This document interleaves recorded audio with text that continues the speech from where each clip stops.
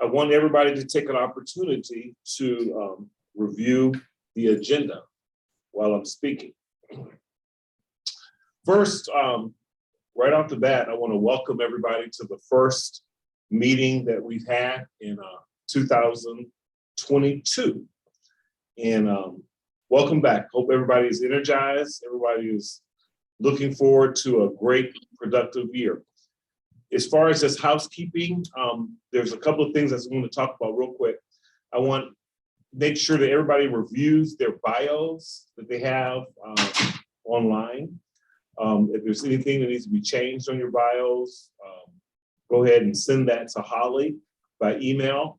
If you'd like to add a picture to your bios, send a picture to Holly and she will get that on there.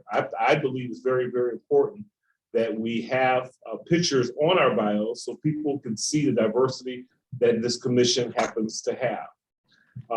Always, I want to stress the importance of your participation and your attendance, and also be prepared for any, to share your outreach efforts, because we want to know about those.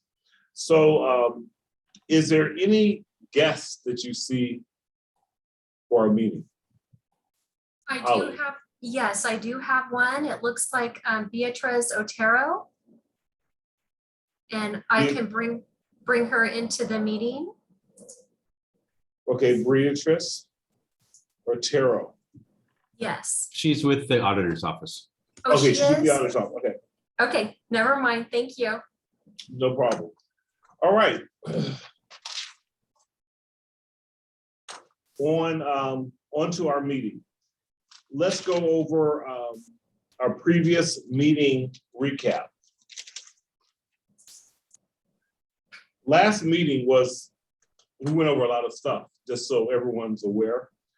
The things that we went over, just to remind you, we went over the hiring process, recommendations to the chief.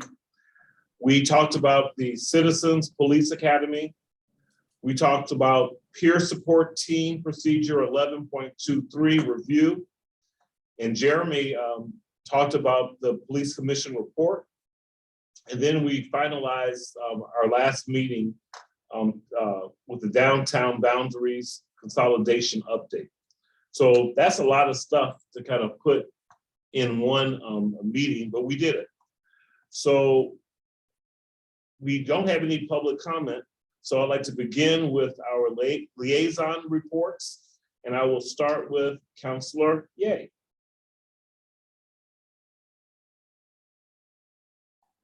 There it goes. I didn't want to There we unmute me. Sorry. Thanks, Chair Boggs. I do not have anything that I can think of that is super relevant for me to liaison to the police commission. But if anyone has questions that come up during the meeting, I'm happy to answer them. Great. Councilor Zelenka?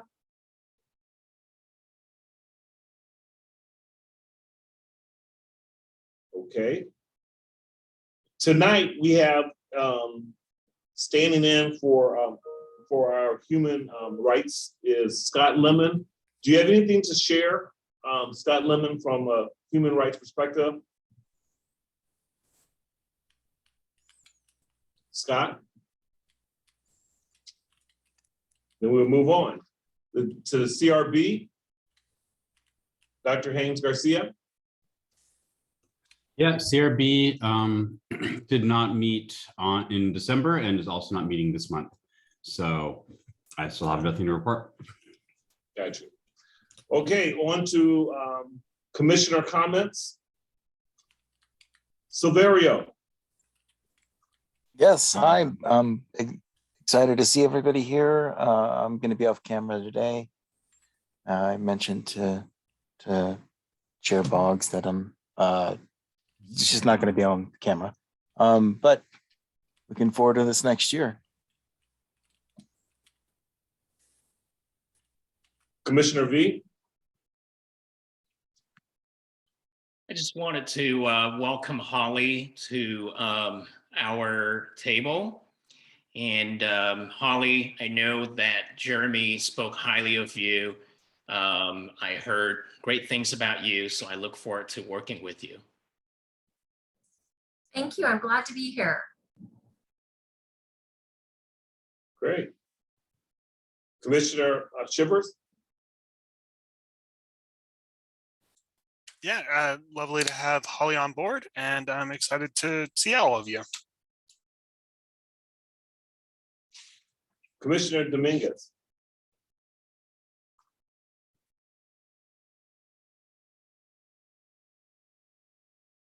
Is Commissioner Dominguez here? Oh, yes, sorry. I'm eating right now. Sorry. I don't want no you to problem. watch me eat. Anyway, it's a pleasure to see you, Holly. Now I see your face. It was nice to email you. I'm looking forward to getting to know you a bit more. And also, just so you all know, I got an email that says that the Lane County is thinking about putting in a baseball stadium at Lane County Fairgrounds. So if you want to contact your Lane County Commissioner and let them know what you think about that, feel free to do that. I'm sending my email, so yeah, anyway, that's all. Great. Commissioner Robertson? Hi, Dallas. Can you hear me? Yes. Okay. I'm happy to be here with all of you. My camera will be on momentarily. I'm actually just finishing up at my daughter's basketball practice. But I hope everybody's staying safe and healthy. And I also know there is a 4J superintendent meeting tonight, a public forum, if anybody's interested in that too. Okay, Commissioner Winbrock?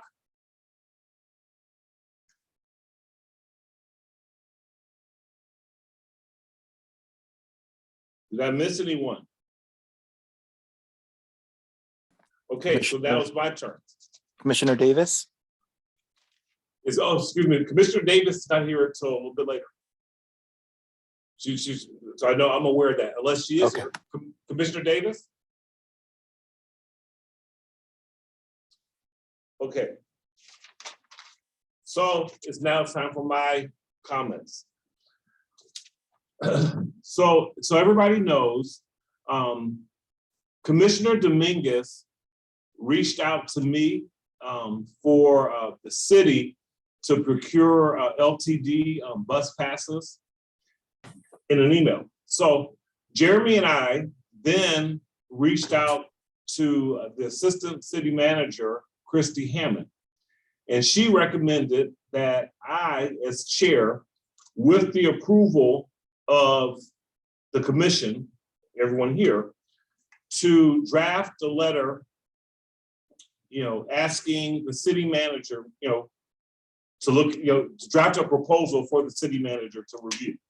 So is there any discussion about us as commissioners getting LTD passes taken care of by the city? And is there any open discussion? You can kind of help me out here, Bonnie. Any discussion on this matter? Because I need to get your approval if I can even write that letter. Great. So basically my proposal is that, or my understanding is that city employees get access to the bus, and I ride the bus all the time, and as far as I know, I haven't seen any of them. And I think that we provide a service to the city, and in some ways we're not employees, but we do provide, we put a lot of effort into it. And I know that it would help me to have a bus pass.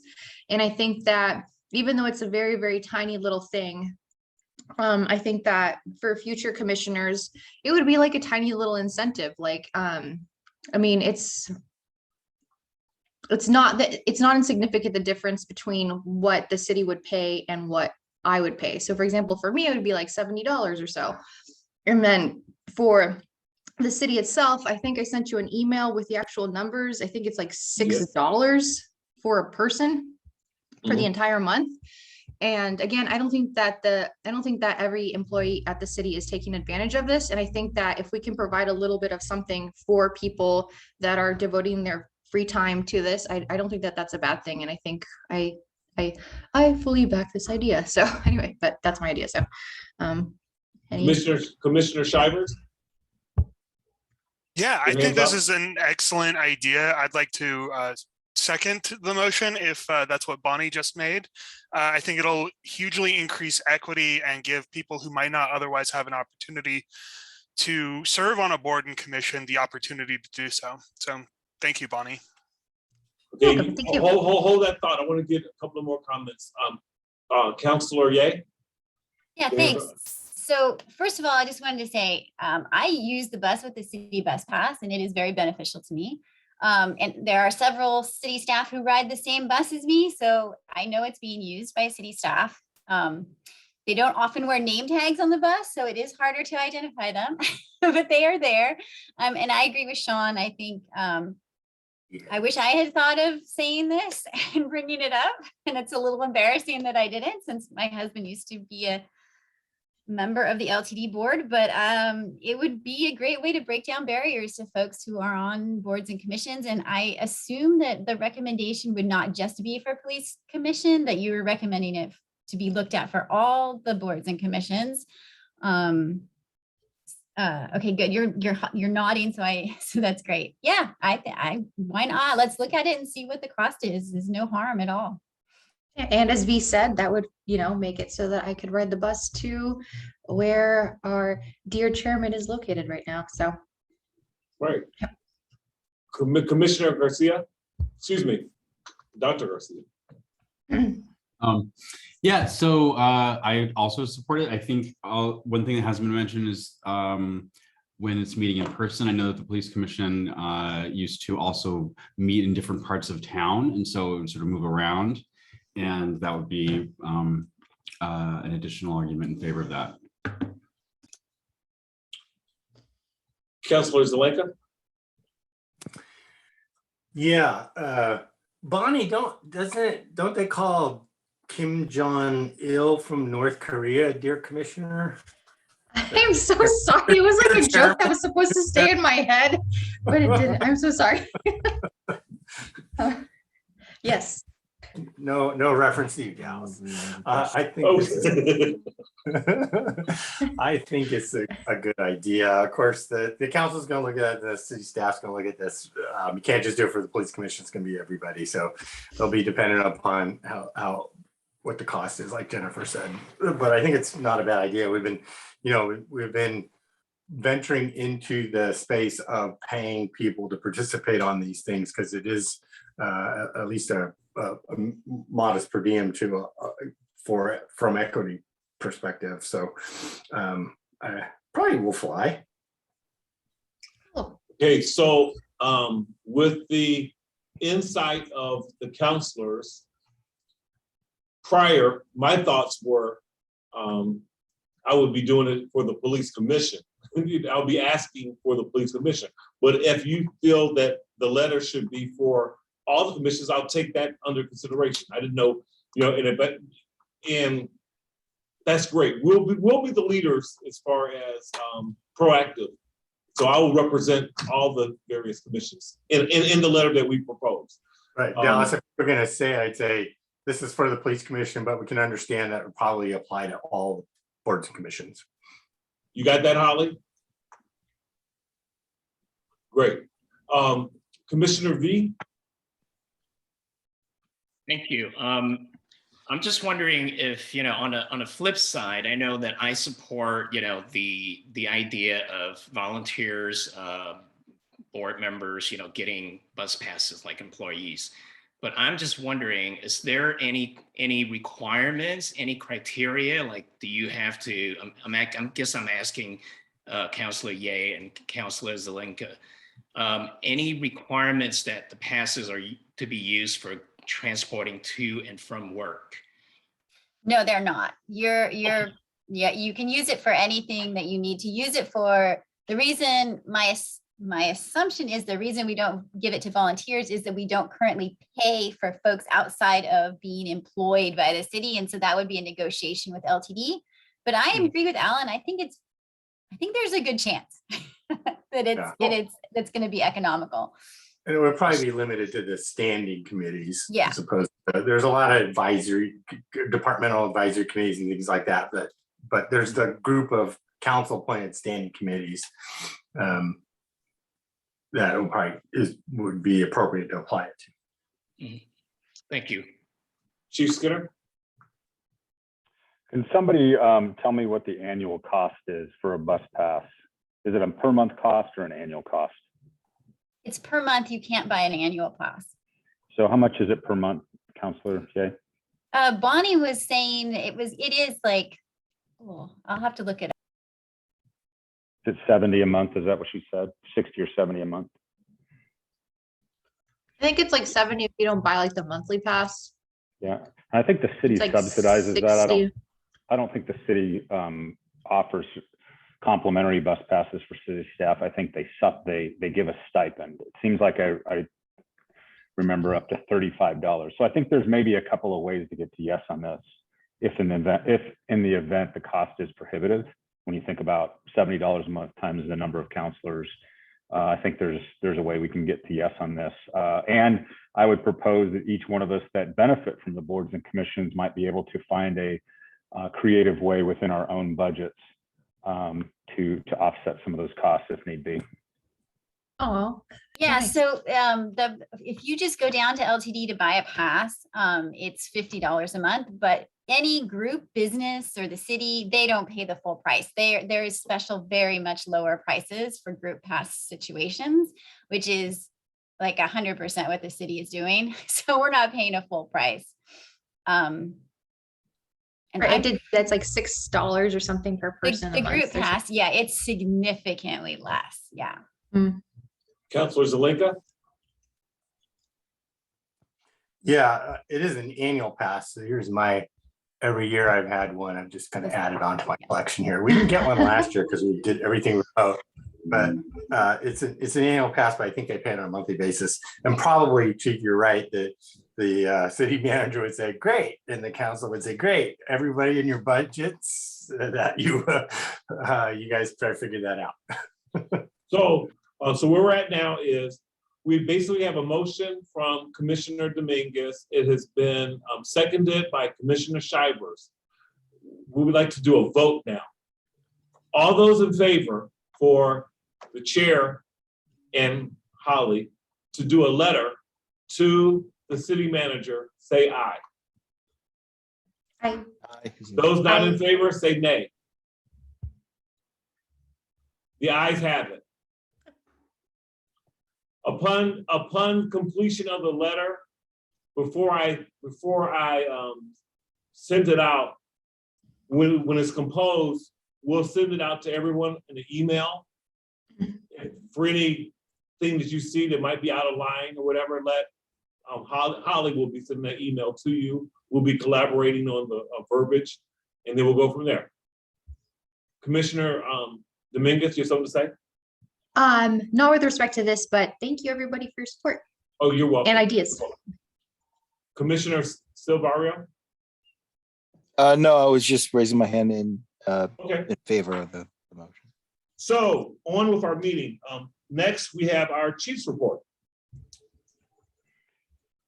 Good evening, Chair Boggs and Commission. I appreciate the time that we get to spend in this early 2022, and Happy New Year to everybody. I hope they had a chance to unplug for a little bit. It's been busy since we've last seen you, even though we've had the holidays. This council has done and staff have done some amazing work. We've passed a supplemental budget in mid-December, which took effect the 1st of January. That's where I'll start my report, because in that supplemental budget is some significant improvements to EPD and the service to this community. The first one I would point out is the significant commitment and investment on an alternative response with respect to calls for service that largely go either delayed to an extraordinary extent, delayed and or unanswered, by building into the community safety initiative money for us to hire 13 additional community service officers. And of those 13, being able to identify supervision and management for that program. And so as we build that program for the first time in the history of the police department, we will have a cadre of CSOs that will be able to span very, very closely to a 24/7 coverage to be able to answer calls for service. Now, reminder that this is a non-law enforcement response to many of our lower priority calls for service. These are civilian employees that do a fantastic job of supporting our patrol forces and can do low-level investigations, and I think give the levels of customer service to people that they deserve. And I think it's a little bit of more of a gentler response with respect to how they look and what they drive, and I think that will feel good for people that need to avail themselves of our service, but are a little bit uncomfortable with maybe a full patrol response. And so this is one of many strategies that we're excited about, and we will get started on. We're actually getting started on hiring now for those CSOs. So more to come on that in the future on how we build out that program. But again, this is the vision of our city council and staff to do some early investment on those individuals. The challenge will be finding the labor force or the human resource to be able to do this job. All of us are seeing challenges industry-wide in trying to hire the right people. Most recently, we had 5 police officers in background, and I have failed all 5 of those. And so our last process yielded 0 qualified applicants for police officer. And there's a variety of reasons I am choosing not to take them. And I'm happy to discuss with you offline what those are. But I think this is the point where I tell you I'm not willing to lower my standards in an effort to just hire police officers. And so that's what that's about. The good news is that every 6 weeks, we start a new process. And so we're in the middle of recruiting our next batch. The numbers are up. I think the quality of applicant and at least the initial look and some of the diversity of our applicants is looking very promising. And we will be starting our testing on Saturday. I believe the 22nd is the first, what we call our ORPAT, which is our physical fitness test. And we'll start down the path and see how we do as a result of that particular process. So hiring's challenging. We still have people retiring. We're working on a system where we can maybe hire some folks back on a limited duration basis so that we can kind of stop and stem the tide, if you will, on the mass exodus or the mass resignation or the great resignation or whatever we're calling it these days. But we're being thoughtful about that. So also in that supplemental budget was 2 other key pieces of financial help. One was some money for specifically recruiting, and our recruiting and retention team is doing a great job of being creative and starting to articulate that they're going to be traveling with an HR specialist, tech specialist, and an actual interview team. And we're going to start hosting processes on site. Instead of asking applicants to come to us, we're going to go to applicants. And we're going to be going to college universities, we're going to be on campuses, we're going to be going to military bases, we're going to be going to a variety of different places to be able to do that. And with that is a whole complementary strategic plan around marketing and promotion so that we can try and hire as many individuals as we can, both professional staff and our sworn. So it's not just about our sworn staff that we're wanting to make sure that we're getting the best candidates. The other piece of financial assistance that I know is near and dear to this commission's heart is some money surrounding officer wellness. And we are starting to gather data and information about wellness opportunities, whether it's hosted training, whether it's physical wellness, emotional and mental wellness. And we're going to be building that out over this next year on how we can invest those dollars to make sure our police officers and professional staff, to include our dispatchers, are well. Some of that is some equipment for the office, like for instance, our records staff that is stuck in our records division. They feel stuck in our records division, answering phones and being stuck at their desks. We purchased very nominal costs. We purchased a couple of treadmills that allow for them to stand and walk while they're doing their work. So they can do that. Oftentimes, these are our individuals that don't have the ability to unplug and go for a walk or get outside of the building. So both our dispatch center and our record staff will have stations that have treadmills that are specifically designed for a standing ergonomic station. So we're looking at some things like that. And then just a variety of other wellness types of things that will be showing up throughout the police department. And I'll be happy and pleased to report out on that as we continue to build that. We've got a number of key positions we need to fill. it's great to see Holly. I of all of us on this call, I get to brag that I know Holly best because she has done a fantastic job in the 4 years I've been here of supporting me, and I like seeing her in this role in an area of growth. But Jeremy's departure is a key position that we will be intentional about filling over the next couple of months. I'm waiting to revamp that job description a little bit to add some DEI work in there for the department. So that's diversity, equity, and inclusion work that I think fits nicely with what the police commission is asking their liaison to be mindful of. And my thought is that they should also be mindful, or we should have some intentionality or mindfulness around that within our entire organization. So I'm looking at some language to be able to have a police commission liaison and somebody that can do some of that DEI work internally as we continue to move forward. Lastly, I'll just say that we are still moving forward with coming in alignment with our legislative mandates from the 2021 long session. Sergeant Julie Smith has done a fantastic job of shepherding us through that. Most recently, at the 11th hour, she took on our reaccreditation process, and I'm happy to say that we have been reaccredited by the Oregon Accreditation Alliance, which is a legislative mandate, and I will be accepting that certificate in April at the annual Oregon Association Chiefs of Police Conference. But Julie and some staff members, key volunteers, it is just unbelievable how much work she got done in a short period of time. And so just so pleased to have her working back with us. And she's already just knocking it out of the park. So I knew you'd appreciate that analogy.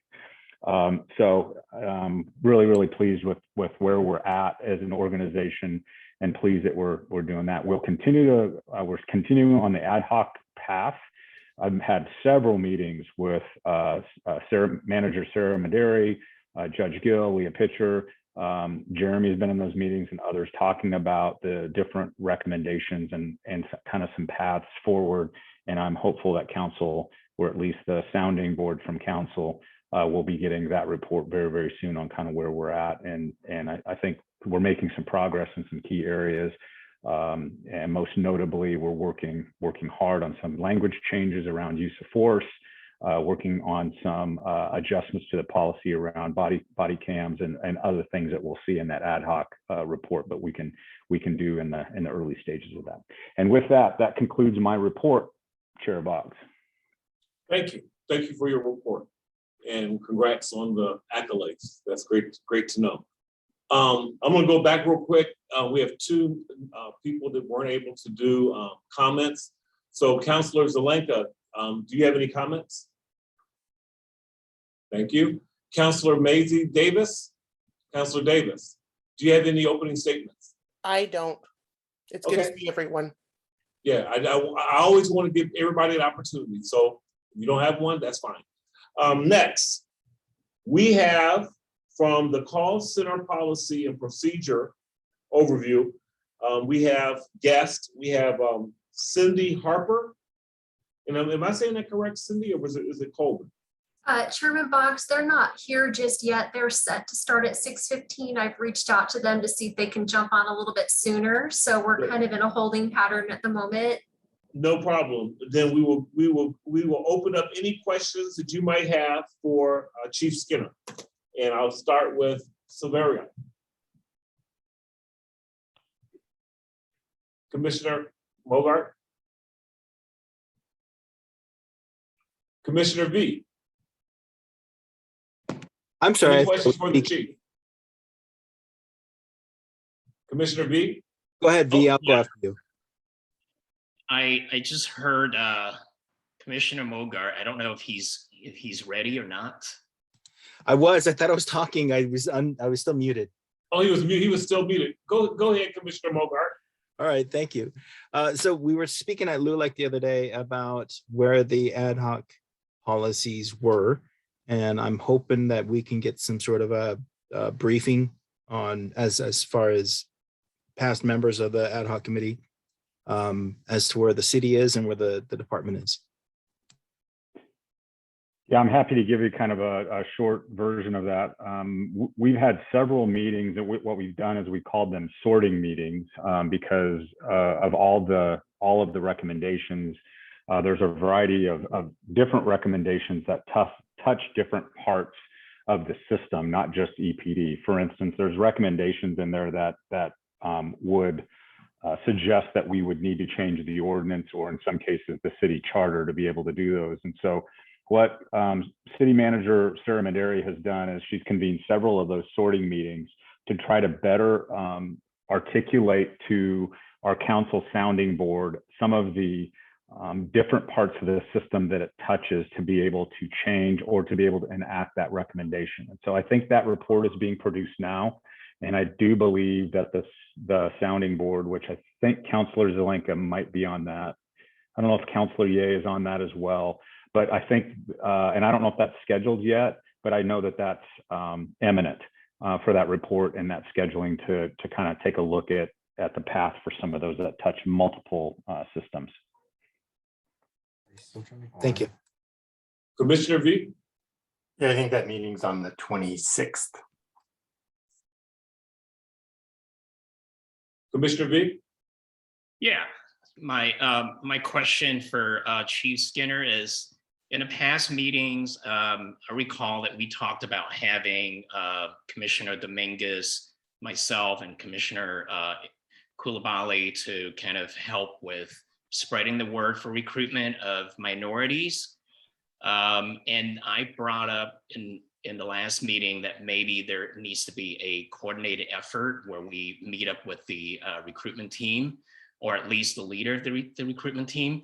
And that way we could at least, get an understanding of how many positions are open, what positions are open. You just mentioned about the CSO. It would be good to know, like, the requirements. Is there any age requirements? Is there any educational requirement? That sort of thing. And that way, we can have something to share with the community when we meet up with them or talk to them. I think that kind of just went into a file somewhere. Maybe it's that, or maybe it's just the holidays and no one has really had a chance to reach out to us yet.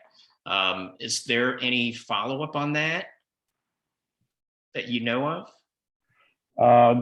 The follow-up would be that I apparently have dropped the ball on communicating that. And so that's the story of the follow-up. So my commitment to you will be, after this meeting, I will connect with the recruiting team as early as tomorrow and let them know that it is my expectation that they reach out to the three of you and at least give you an opportunity to connect with them in a kind of an open forum format, so that you can get a better understanding of what it is they're doing. And I think that'll help shape your recommendations and or pinpoint where you might be able to have some areas of influence if you best understand what it is they're actually doing. And so I'm happy to do that, and apologize for not following up on that sooner. No, that's fine. The holiday probably got in the way too. So I appreciate you doing that. Thank you so much. And thank you, Commissioner V, for being proactive and bringing it back up. Every person, any person, including the chief, are humans. So often we talk about a lot of things in all of our meetings, and then sometimes things come up that's important at the time. And then we move on to the next thing that's just as important, and the next thing is just as important. But if you do not bring it up like you did today, then that's on us. So thank you for bringing up what you thought that had been dropped, finding out it had been dropped, and guess what?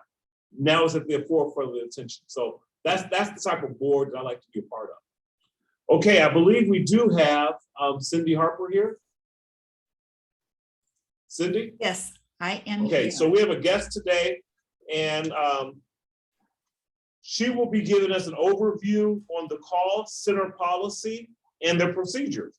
She is the manager of the 911 Center, and she will be accompanied by Andrea Tobin and also Stephen King. So without further ado, Cindy Harper. Hello, everyone. Hello. So Andrea and Stephen are going to be a few minutes before they join us, but I'll go ahead and start just a little bit here. Like Della said, I am the operations manager at the 911 Center. Our 911 center serves much of Lane County, not just the city of Eugene area. Stephen was going to provide a better overview of our service area. And I'm going to talk a little bit about our staffing, and then Andrea will talk about hiring and training. And then Stephen will talk more about the call triage and prioritization. And I believe you have the EPD call priorities in your information packet for tonight. And then Stephen's also going to talk a little bit about the reasons that phone calls or that calls for service end up holding. And there's Stephen now. So I'm going to let Stephen go ahead and provide you with an introduction to Central Lane 911. Welcome, Stephen. All right, so sorry, I kind of came in there in the middle of that. My name is Stephen King. I am a lead communication specialist here at the dispatch center. I've been with Central Lane 911 for just under 14 years. I'm a cross-trained call taker, police, and fire dispatcher. So kind of to introduce things, what I wanted to do is kind of put the communication center into a greater context for you in terms of where we exist organizationally, as well as our role in emergency services throughout Lane County. So organizationally, our 911 center falls under the umbrella of the Eugene Police Department's Technical Services Division. So just like patrol ultimately reports to a captain who reports directly to the chief of police, the 911 center reports to the Technical Services Division manager who reports directly to the chief of police.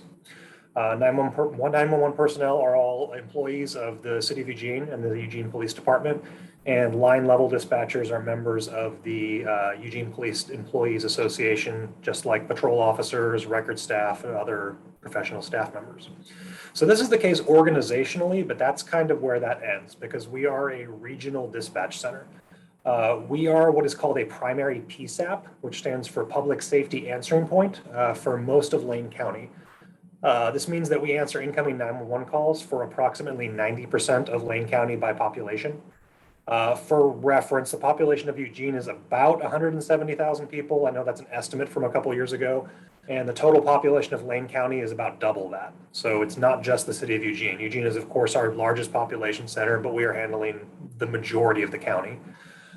This also means that we are the answering agency for calls for multiple other police agencies as well. So the Lane County Sheriff's Office, the Oregon State Police, Springfield Police, Junction City Police, Coburg Police, and the University of Oregon Police are all within our service area, and we interact with all of them daily. And that is only the law enforcement side. So 911, of course, deals with fire and medical emergencies as well. We are the primary answering point and dispatch agency for 12 different fire departments in Lane County. We take their calls, we dispatch for them. We're responsible for also dispatching assistance to a variety of those departments' neighboring agencies. For example, Harrisburg, we send ambulances to Harrisburg, assistance to Oak Ridge for fire assistance when there's larger incidents there, and so on and so forth. So among those fire departments, 4 of those that we dispatch are also ambulance service providers that we dispatch for as well. So fire and medical is a large part of what we do. All of this is really a rough oversimplification, but the context is kind of important. When a 911 call comes into the center, the first thing we always ask is, what is the address of the emergency? Why do we ask that? Because it's the most important aspect of any emergency response. We deal with evolving situations. If they give us an address or a location and then they disconnect and we can't get back a hold of them, at least we know where to start looking. At least we know who we can send to start looking and investigating and who needs help where. The location is that first piece of the puzzle that determines what we're doing with the call. Shortly after this, we ask them, tell me exactly what happened. So knowing what we know about jurisdiction, if I were to take a 911 call and I was given an address in Veneta, what do I do with it? The answer is, I don't know yet. I don't know until I know what the issue is. Is this a person because they're calling because their car was just stolen and they're following it? Well, that's not our issue. That's the Lane County Sheriff's Office. I need to connect them with the people that can help them. But if they're saying, my father's having chest pain, well, that is my issue because I am the fire dispatcher, or I'm the, we're the call takers and I have a fire dispatcher in the room with me who is responsible for sending emergency assistance to that location for fire and medical emergencies. So there's a kind of a patchwork. There's a large puzzle and overlapping different types of agencies and responses. And Then the question comes, well, what do we do if there is an emergency that requires police and fire response in the same place, where half of it is not ours, half of it is? Well, that's some of the complications of what we do. But hopefully that was enough of an overview to give you an idea of. I don't want to go too much into the weeds of what we're doing, but the gist is that while we are Eugene Police employees and we do dispatch and take calls for the Eugene Police Department, that is only a portion of what we do. And there is a lot of coordinating response between different agencies, be they multiple neighboring police agencies, or when the police department needs help from the fire department or ambulances or anything like that. We're kind of the hub where all the information flows back and forth through, and we get everyone connected and make sure that nothing is missing. That's kind of our core goal. So that is just kind of the greater context of what we as a regional center are providing to the agencies that we dispatch. Stephen, are you able to take some questions? Absolutely. Okay. Commissioner Shivers? Yeah, I have 2 questions. The first question is, of all these precincts, does some of your funding come from each of them, like piecemeal, or what does that bargaining agreement look like? That is pretty complicated. I don't know if Cindy wants to speak to that specifically. I do know, for example, for the fire customers, we do have the fees to the fire agencies for the dispatch services we provide are based on a percentage of the calls we dispatch to that agency per year. So it depends on how busy they were, how much our services cost. Sorry, the reason I'm asking isn't to get into the weeds, right? Sure. We are the police commission. Our job is to ensure that our police department serves Eugene citizens the way that Eugene citizens want to be served. And I understand you might have some competing priorities, and like keeping like various prioritizations might be fairly difficult. So I wanted to lampshade that before I start telling you that I would like things to change in various ways. So yeah, so speaking specifically to that concern, there is a call taking. I mean, calls are coming in from everywhere and all the call takers answer whatever call is coming in on a priority basis. 911 line comes first, and then admin lines kind of in a descending order. So we don't know who's going to be on the other end necessarily. And the fire dispatchers are also countywide. However, we do have 2 completely dedicated Eugene police dispatchers in the room who are, once the calls are entered, the only thing that they are doing is addressing Eugene police concerns and talking to Eugene police officers. Now, there is some coordination when, for example, if you have some kind of crime that's mobile, driving Beltline from Springfield to Eugene, they would do a coordination, but it's all in service of coordinating the logistics of Eugene police deployment. So there are 2 people full-time who do nothing but Eugene police. It is our largest, the largest piece of pie in the room. Thank you very much.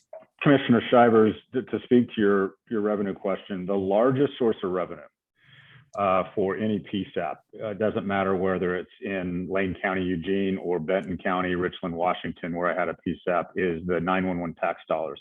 The surcharge that's on every landline and cell phone, that is the lion's share of that. And so we're gathering cost recovery from every cell phone and landline within the Lane County part of what we serve. And so we have other little smaller buckets of money from fire districts, and there's a variety of those, but that's the lion's share of our funding source. Commissioner V. Thank you, Commissioner Chairman Boggs. Sorry. I've had the wonderful opportunity pre-pandemic to visit the call center and was able to do two separate days of observation, once during the day and once at night. I'm blown away by the amount of work you do. From my understanding, you get about a call per minute that you process through. And the organization of the call center is also pretty, amazing too. You have quads where, call takers are here, dispatchers are here, fire and medics are somewhere else. but they're all in the same room. And there were so many screens. I've never seen this many screens in my whole life. Each call taker and dispatcher actually have about five to six screens. And the information you need because of the multiple screens is definitely, pertinent to having those screens. What I also found out through my observation is, you have to also learn to control your emotion. You can take a call where somebody passes away, due to sickness or whatever, on the phone 1 minute. The next minute, you might be taking a call about somebody's kitten stuck in a tree. And you have to be just as objective in processing your calls, and in a manner that is professional and ethical, etc. That is just impressive. There's no margin of error, and some of you, even have to do beyond that, what I just described, and so I'm thoroughly impressed. So my question is, I know that, just from reading the priorities, that there are so many, there are 9 priorities. And traditionally, most, municipalities only have about 5. I'm wondering, as far as looking at just 7, 8, 9, priority 8, 7, 8, 9, it's not really specified what those were, just that they were created by the call centers. So why 7, 8, 9, and why not just 7? It's interesting. We actually revamped our priority system over the last couple of years. So we are down to, I believe, 6 specified priorities. Our computer-aided dispatch system allows for a total of 10. And so those are all options that are in there. It's 1 through 9 basically, and then a default priority.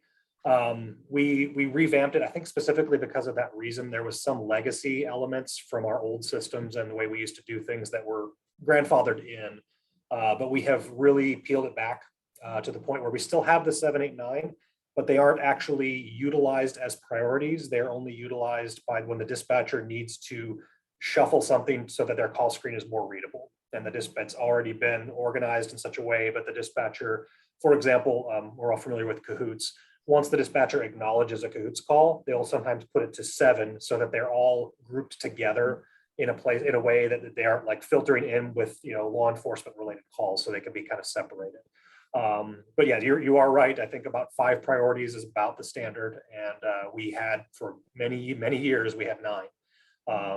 And we've replaced what we used some of those lower priorities with other resources, and so we did strip it back. We have 6. And the priority 6 is only for officers initiated activities. So traffic stops and person stops, citizen contacts, patrol checks, things like that. Okay, thank you. And very cool name. I don't know if anybody ever said, are you the raider? Yeah. All right, thank you. Yeah, thank you. Thank you. Dr. Garcia? Yeah, so thank you. And also thank you for that last answer about the priority numbers that addressed some of my questions. There's just another clarification. So I'm looking at the policy. There's the 5 priorities, and then priority 6 is self-initiated activity from the field, which I just didn't understand what that was. So I was wondering if what that means. Yeah, it's by self, they mean patrol officers doing things when not directed by dispatch.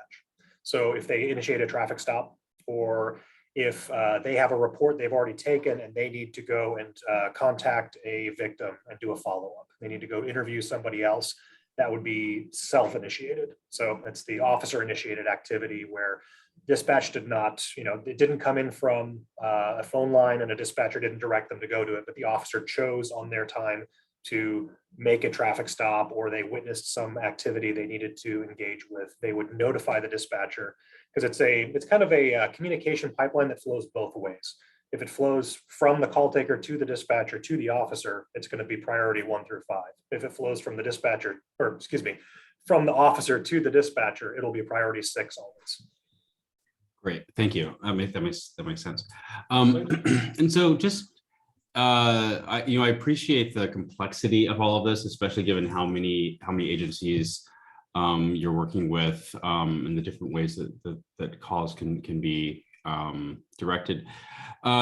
Is there anything that stands out to you? You said you just recently revamped procedures. Are there other things that you can think of that stand out to you as in need of improvement, or things that could be smoother, other than obviously $1 billion grant to make everything as well funded as possible? Yes. Well, with money can solve a lot of problems, of course, but in terms of things, we are actually the lead group with our training manager. We have been rewriting policies to better reflect what we are doing, and to kind of make sure we're touching everything again and looking over everything we do and making sure that it's in line with, it's just we want to get everything codified and everything accurate and have everything line up. So we're checking over what we do, what is the law on this, have the laws been updated or changed?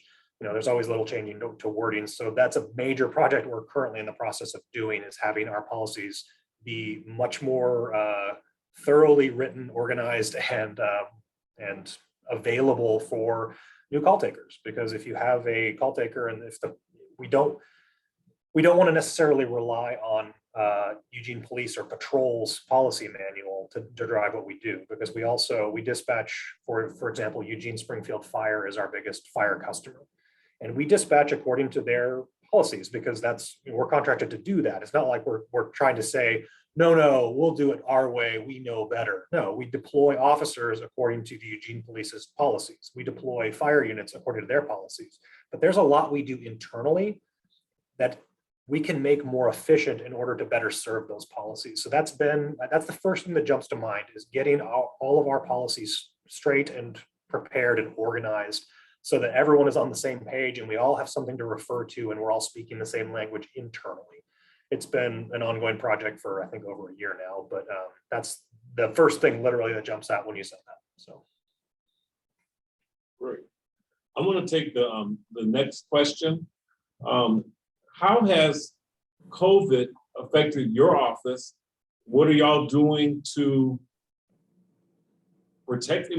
What are y'all doing to combat being in a situation where people are ill and we still need your services? It's been interesting. We have evolved over the time in terms of the last 2 years or so now.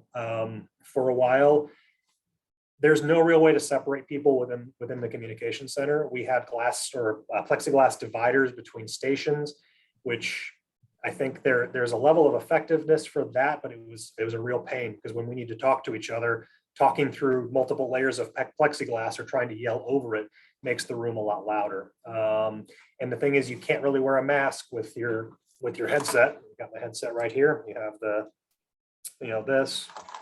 I'm wearing a mask. My callers can't hear me. It muffles everything. So we've been fortunate. We haven't had a mass incident with a lot of people diagnosed at the same time. We did have one of our coworkers passed away in 2020 from COVID, and we have had some cases, but people have been good about reporting, and I've been exposed. I need to stay away. We have a long history in the comm center because we work so closely with each other. If someone gets sick, everyone gets sick, and we know this. We've had cases where we have 5, 6, 7 people, and when we're talking about a staffing level of 45 is the top, and you've got 7 people out with the flu, that's in years past, and we realize this is worse. So we've done everything we can to kind of stay separate. We mask up in the building outside of the floor, and again, the separations and try to sit apart from each other as well as we can. It's just been improvising as time goes on, and I think we've been relatively fortunate, but also we've tried to cover all of those elements, because we realize, 40 of us for a 24/7, 365 operation. I think we're at 41 right now. A couple people get sick for the long term. 10 people out is going to be very bad for us. We can still manage, We've done it with less. I've been here for, I believe, the lowest was 28. And it was miserable because we were doing a lot of overtime, but we managed. I don't want to manage with that few in the future, but I guess we're just day to day trying to do our best with it. Thank you. Commissioner Shivers? Can we do Bonnie first since I've already Yes. had? Yes. Commissioner Dominguez? Thanks. I was just wondering if you could explain the check-in process. And what I mean by that is, so for example, on priority 5, you say if the B car is still not available after 90 minutes, the call should be assigned to the closest available unit. What is the procedure there? How does that happen? So police dispatch, it's not something I've talked about yet, but the police dispatcher, we have 2 dispatchers. One of them is called Station 1, and they are kind of the nerve center of officer deployment in the city of Eugene. They are responsible for evaluating the call screen, seeing what officers are available, what calls need to be sent in what priority, and then dispatching them out. So in terms of the beat car, we have 7 police beats that the city is currently divided into. Basically, I mean, not to go through them in extreme detail, but north and east of the river is beat 1, downtown is beat 2, and southeast area is beat 3, and it counts up 4, 5, 6. River Road area is 6, but there are 7 beats in the city. Each officer has a designator that indicates what beat they are primarily responsible for, but a recurring statement in police dispatch training is their badges all say City of Eugene. So just because an officer is assigned to a beat, no officer spends their whole shift in a beat. The idea, though, is by organizing officers by beat, if they are more primarily responsible for calls there, we want them to handle it because that's where they patrol. That's where they're more likely to know people, and they're more likely to have a better lay of it because that's their primary assigned focus. But staffing is the way it is. If either there is no beat officer available for an hour, or the dispatcher foresees that there will not be a officer available in the next hour, they can send any car out of beat, meaning that you could send someone from the River Road area to downtown, just because we know there's not going to be someone available. You don't have to wait the full 60 minutes. This is a judgment call. For example, you only have 2 beat 6 cars, and they are, or officers, we call them cars because they, an officer in a car, 2 officers. And they are committed to calls that are going to take a long time. There are some calls, for example, a death investigation is a multi-hour investigation. We know they're not going to be available. And rather than having someone just sit and wait for them to be available hours and hours from now, if there's another available officer out of beat, we can send them immediately. And we do that. The issue then becomes with the waiting is when we completely run out of officers and there's more calls than we have officers, which is a daily occurrence. So, and there isn't really an answer to that.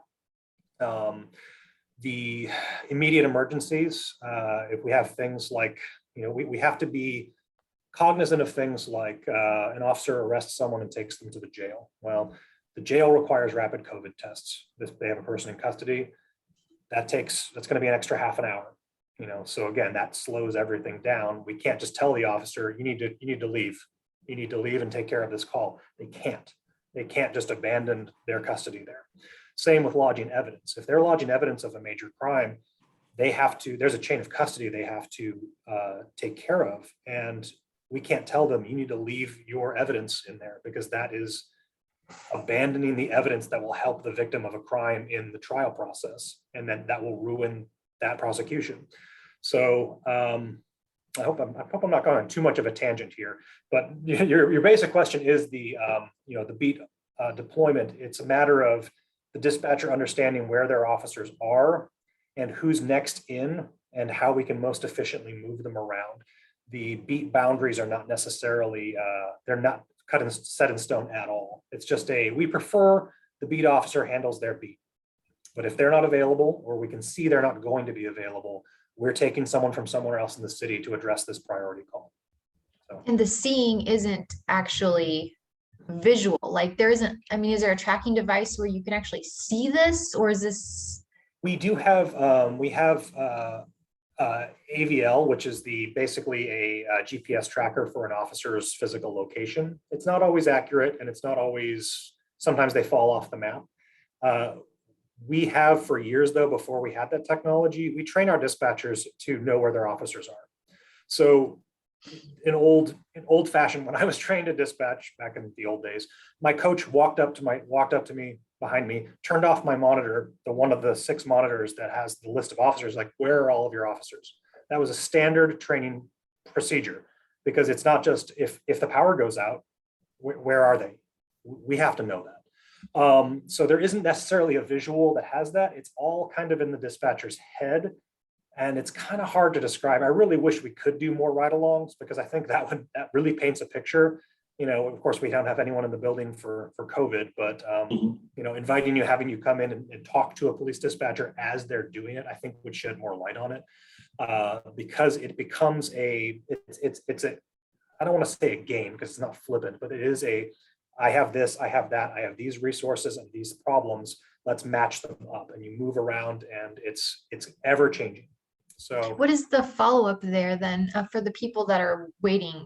Like what is the communication that you have with the actual people that are like waiting and there's nobody coming? Or yeah, you know? and that's a major escalating concern over the last 5+ years. It's become more and more, you know, time, and especially COVID, we talk about like just that extra time at the jail that eats up a huge amount of their time. What we try to do is, again, the dispatcher being the center of police dispatch deployment, is that seeing that we want to tell call takers, I need you to call this person back and tell them and find out what's going on. Has anything changed? Tell them, I'm sorry, we haven't had anyone available. Are you still available to wait? Do you need to call back tomorrow? Which is always, it's the worst. We don't like that. We don't like, you know, in my personal life, I have been the victim of a home burglary twice. You know, I've come home to my house having been broken into twice. I know how bad that is. But burglaries, you know, what we call a cold burglary, someone's home has been broken into, they come home and they find it and there's no one in there. It's the aftermath. It's a huge violation, but no one is going to die if we don't go right now. And so we have to prioritize human life over all other things. If there's a fight and a knife comes out, officers are going to that immediately, because we don't want someone to get killed.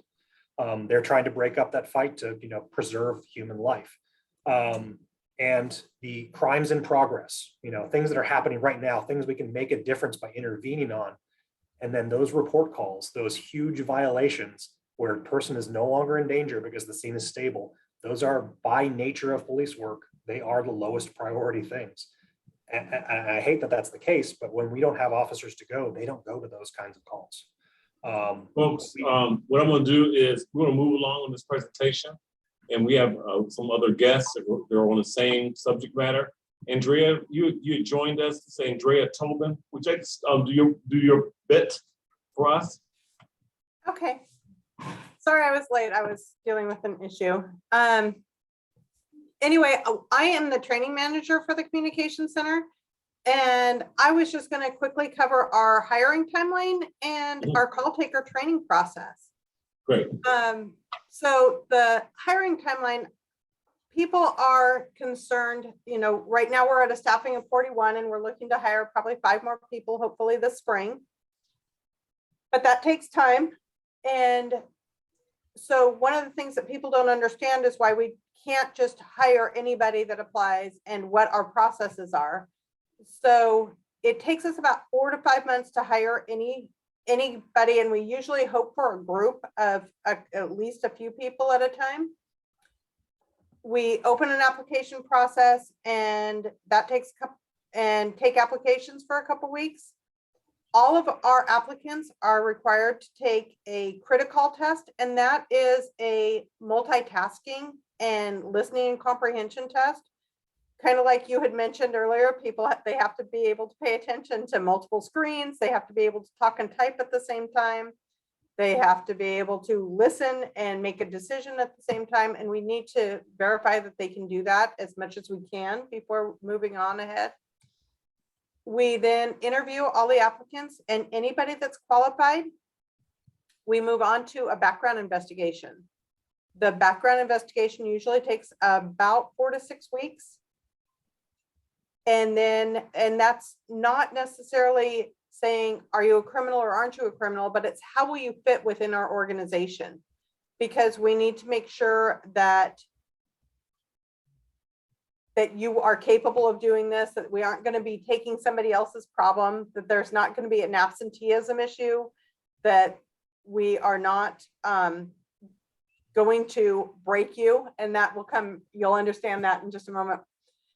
So we do the background investigation and we make conditional job offers. After the conditional job offer, all of our applicants that have made it thus far, and we usually at each step of these, it reduces significantly. But each applicant that passes the background goes through a psychological, medical hearing, and drug testing. The psychological, it's like I tell our applicants, is not to try to figure out if you are mentally ill. It is to determine if you are capable of listening to what we listen to day in and day out and having it not break you. Because we don't want to hire somebody that, being in this environment where you're sitting at a console for 10 to 15 hours and listening to other people's trauma for that much time, we don't want it to damage you and to cause PTSD or any other, and we want to make sure that you can do it and that it will be good for you. So that's what a lot of our psychological testing is. It's not to diagnose a mental illness, it's to see if you'll fit within an organization. And then the medical screen is what is mandated by our state agency, the State Police Academy. Requires that we do a hearing and vision test. We need to make sure that you can see to be able to read the computer, and that you can hear to be able to hear the radio and the phones. And then we'll make a final job offer after those all come back as positive. Usually we have 60-ish applicants, I will say. And I will say the last group that we had, we hired one. And so each step, and we were definitely hoping for more, because we are short right now 5 people. So that's how that works. And I will talk about the training process of our call takers if you have no questions about the hiring timeline. Commissioner Shivers? Sorry, my question is still on the Yes, go prioritization, ahead. so I'll save it till the end. Okay. Commissioner V?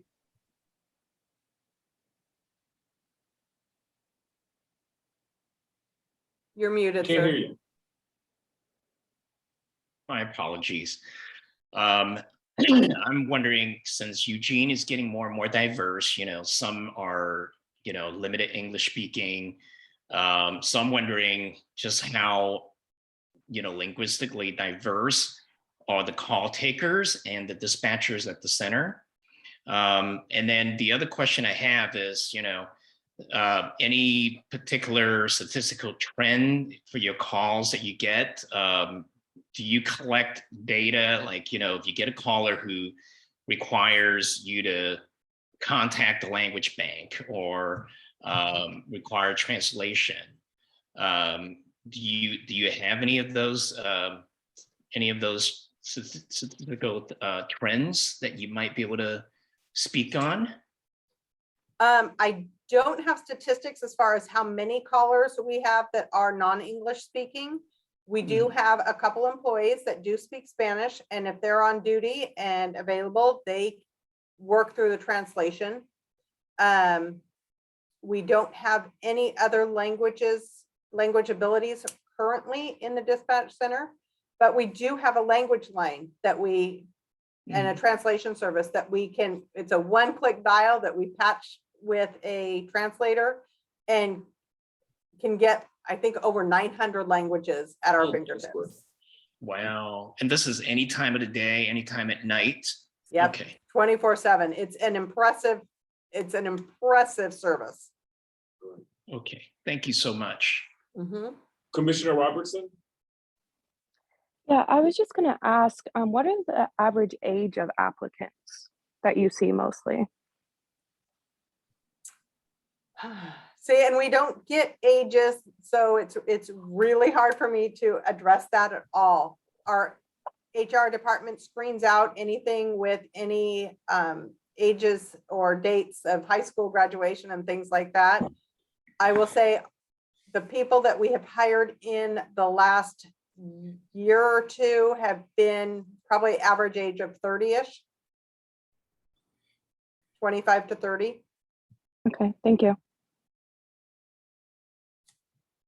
You can continue, Andrea. Okay, we'll go ahead with our hiring or our training process.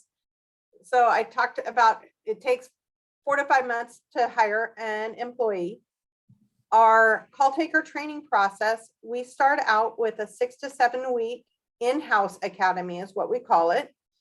And during the in-house academy, they typically work a day or swing shift hours, Monday through Friday.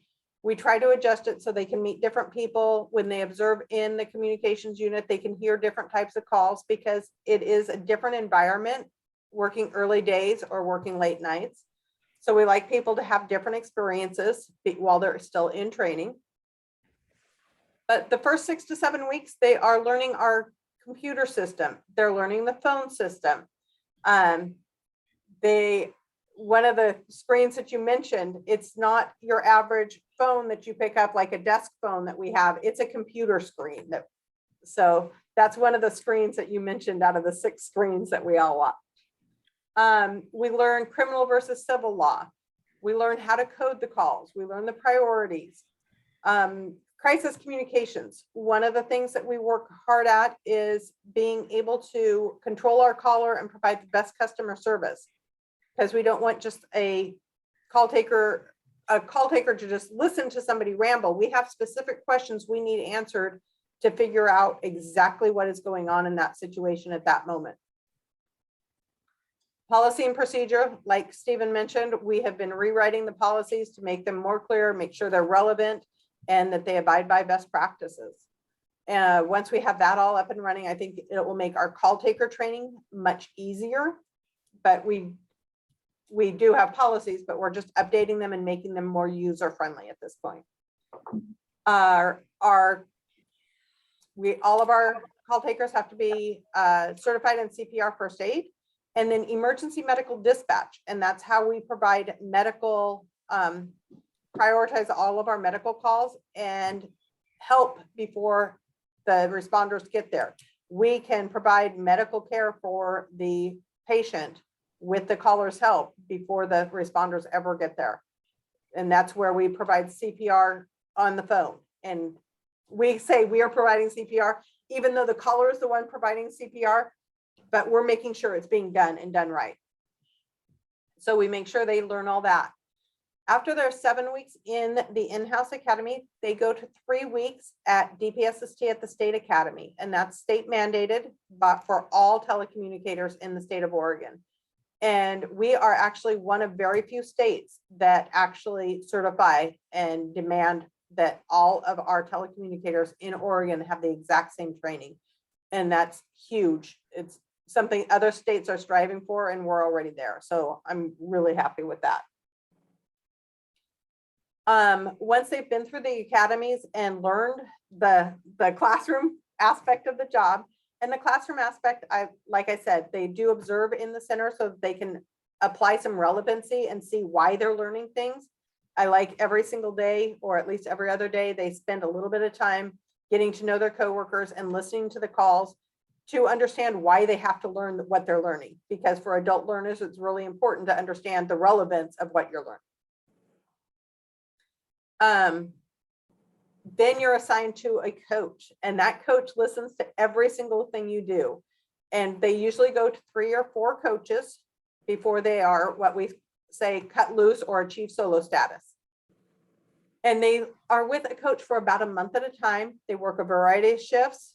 Each coach is a different shift. And so each call taker then, and the coach sits with them and listens to every single call and then writes a report card. We call it a daily observation report, and on every single thing that each of those call takers do. And so we can judge, okay, are they improving? Are they getting better? What do they need more training in? What do they need more help with? Then eventually, after they've been here 6 months they get to achieve solo status and work on their own. And we celebrate that. After they've worked on their own for about a year, we assign them to learn police dispatch or fire dispatch. And that again takes 3 to 4 months to learn after a 2-week in-house academy to learn the policies and to practice talking on the radio, because it's a different job than talking on the phone to citizens. After they have succeeded at either one of those, they'll work for about a year, and then we do the same thing on the other police or fire radio, whichever one they did not learn. So it's about a 3-year training process for each one of our employees before they are fully trained. That is our training process at this point. Great. Anything, Cindy, you need to attribute? Let me just say that we have about 30 calls a month, that we average about 30 calls a month on our language line bill. And those are predominantly Spanish language calls.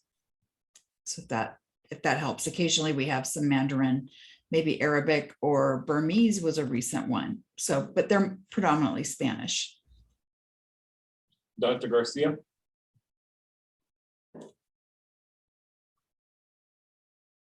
Yeah, I was wondering, so during this 3-year period, do you have an estimate of, on average, how many people end up leaving for one reason or another during that time? Or is there one who you hire end up finishing the 3 years? Usually, I can't say for sure. Cindy might have better statistics than I do. It really varies. I would say about 50%.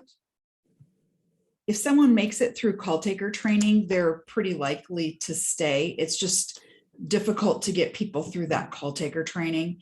The people that we lose after that typically leave because they decide they really don't enjoy the work, or they have life changes, family changes, they need to move out of the area, something like that.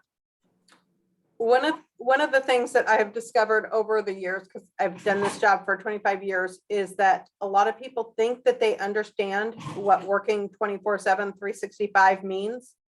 And that once they get into it and they find out that no, they actually do have to work their birthday, or they do have to work Christmas, they decide that there's other jobs that are out there, or they are stuck working a night shift for 2 years and they opt out, or they end up having, like Cindy said, life changes and they have a baby. Well, when they were single, working birthdays and things didn't bother them, but now that they have a family, it bothers them. Commissioner Shivers? Yeah, I'd like to jump back to the radio procedures and specifically ask what counts as significant property damage, and is there an example of significant property damage that does not threaten physical injury? The significant property damage is I believe it's relatively vague on purpose. It's a kind of a relative scale. One of the big ones is, for example, burglary of an unoccupied business. That's going to be significant. Someone breaks into a business, the amount that they can steal is going to be significant. I do realize that's a very vague term, but it is kind of, it's like someone's personal, well, let me put it this way. The monetary loss is not really what we're looking at. Significant is probably going to be significant to the owner as well. Because if someone has an old car that's worth a few $100s, but it's their only method of transportation, that car being destroyed would be significant and would have a significant impact on their life.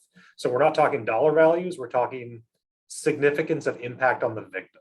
I think is kind of where we want to go with that. Yeah. I would love to see all of the property damage move down a priority, because I would argue that any injury to anyone is more significant than any amount of property damage. And functionally, that is actually how we dispatch I'd love to see policy reflect what's actually going on. Yeah, and that's one part of that big project we were talking about, is getting things lined up with how we do it, because dispatchers tend towards exactly what you say. Injury is not, we're going to deal with a potential injury over a property loss. But of course, there's the situations where it's kind of hard to judge over the phone. We do our best based on the information we have. We don't always have perfect information. Yeah. So. Should I make that a motion, Chairman? Go ahead. Should I make that a motion to move all of the significant property down a priority, or all the property damage down a priority?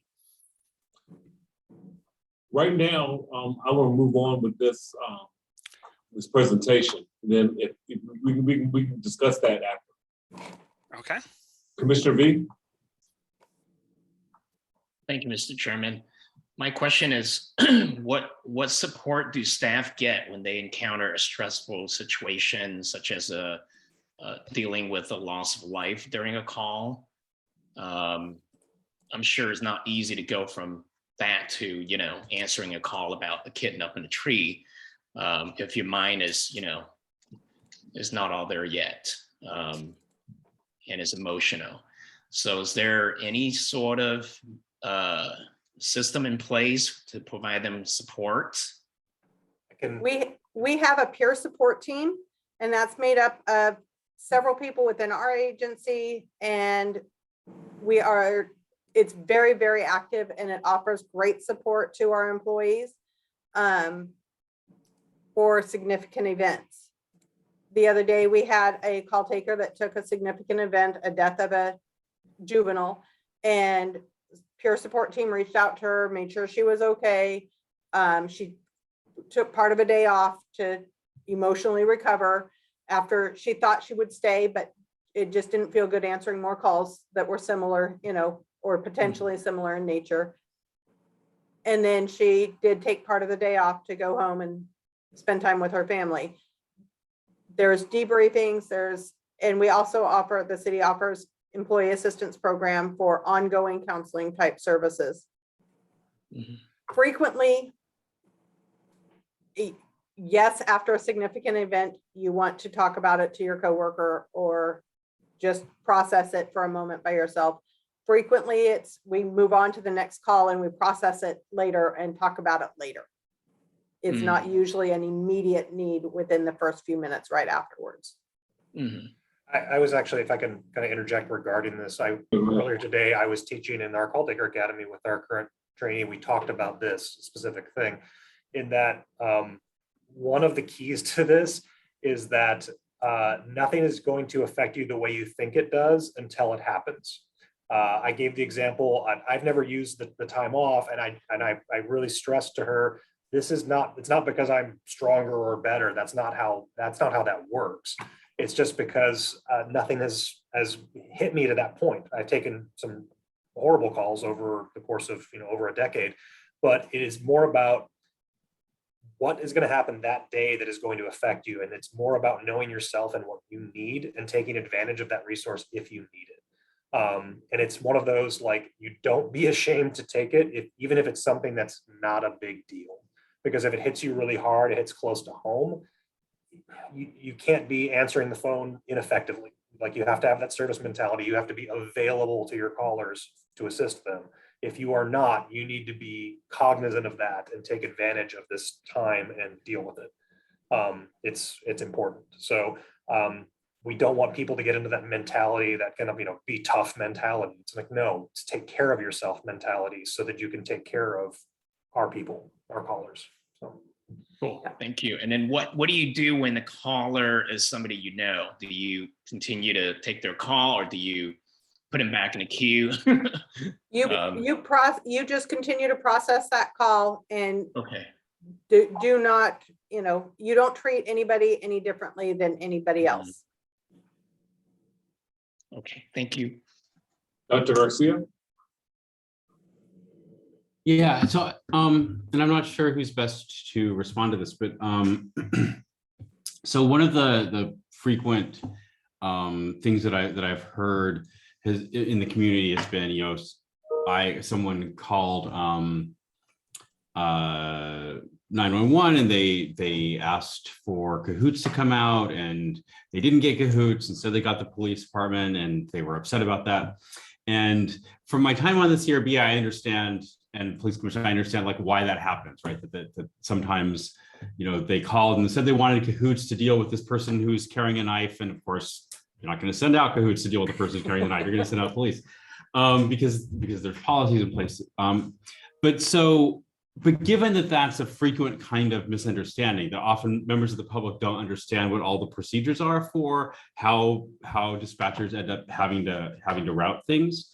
Are there any kinds of regular practices in place for making that kind of communication with someone when they have indicated they want something that you, like cahoots, that you can't in good conscience or can't legally send them? You have to route this some other way. Is there a way that you communicate that, or do you simply follow the procedures, and then how's that handled? I mean, I would say every situation is very different, and always, evolving situations and things that change. We don't have, we can't predict what's going to happen, but we do try to communicate. Our first and foremost is mission number one is service in terms of emergency.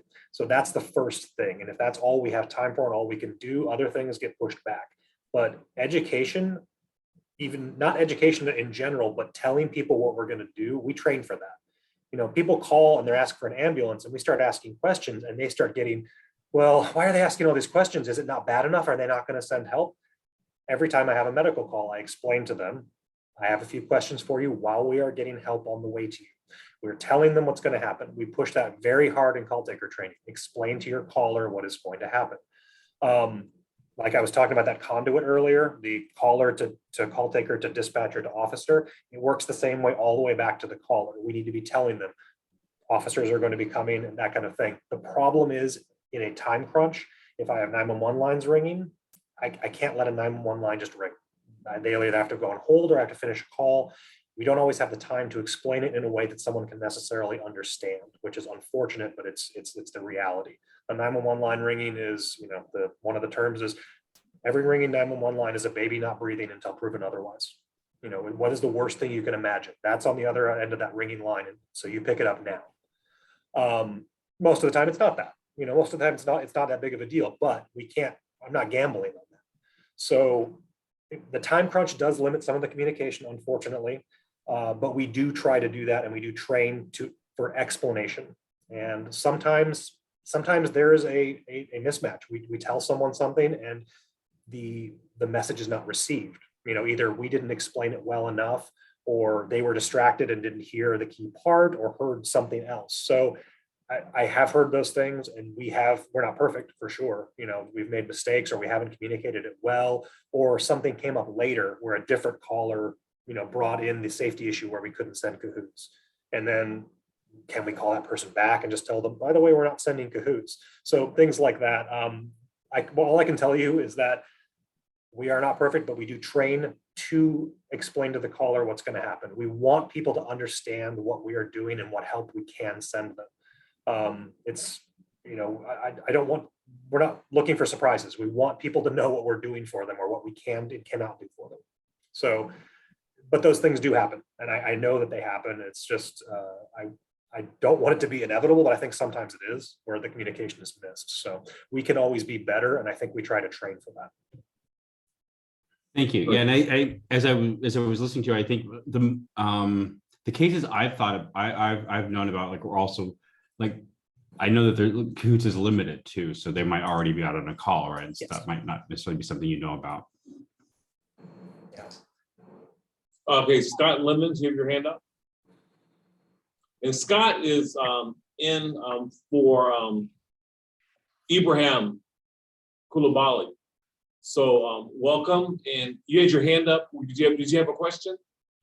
Yes, I did actually. Thank you.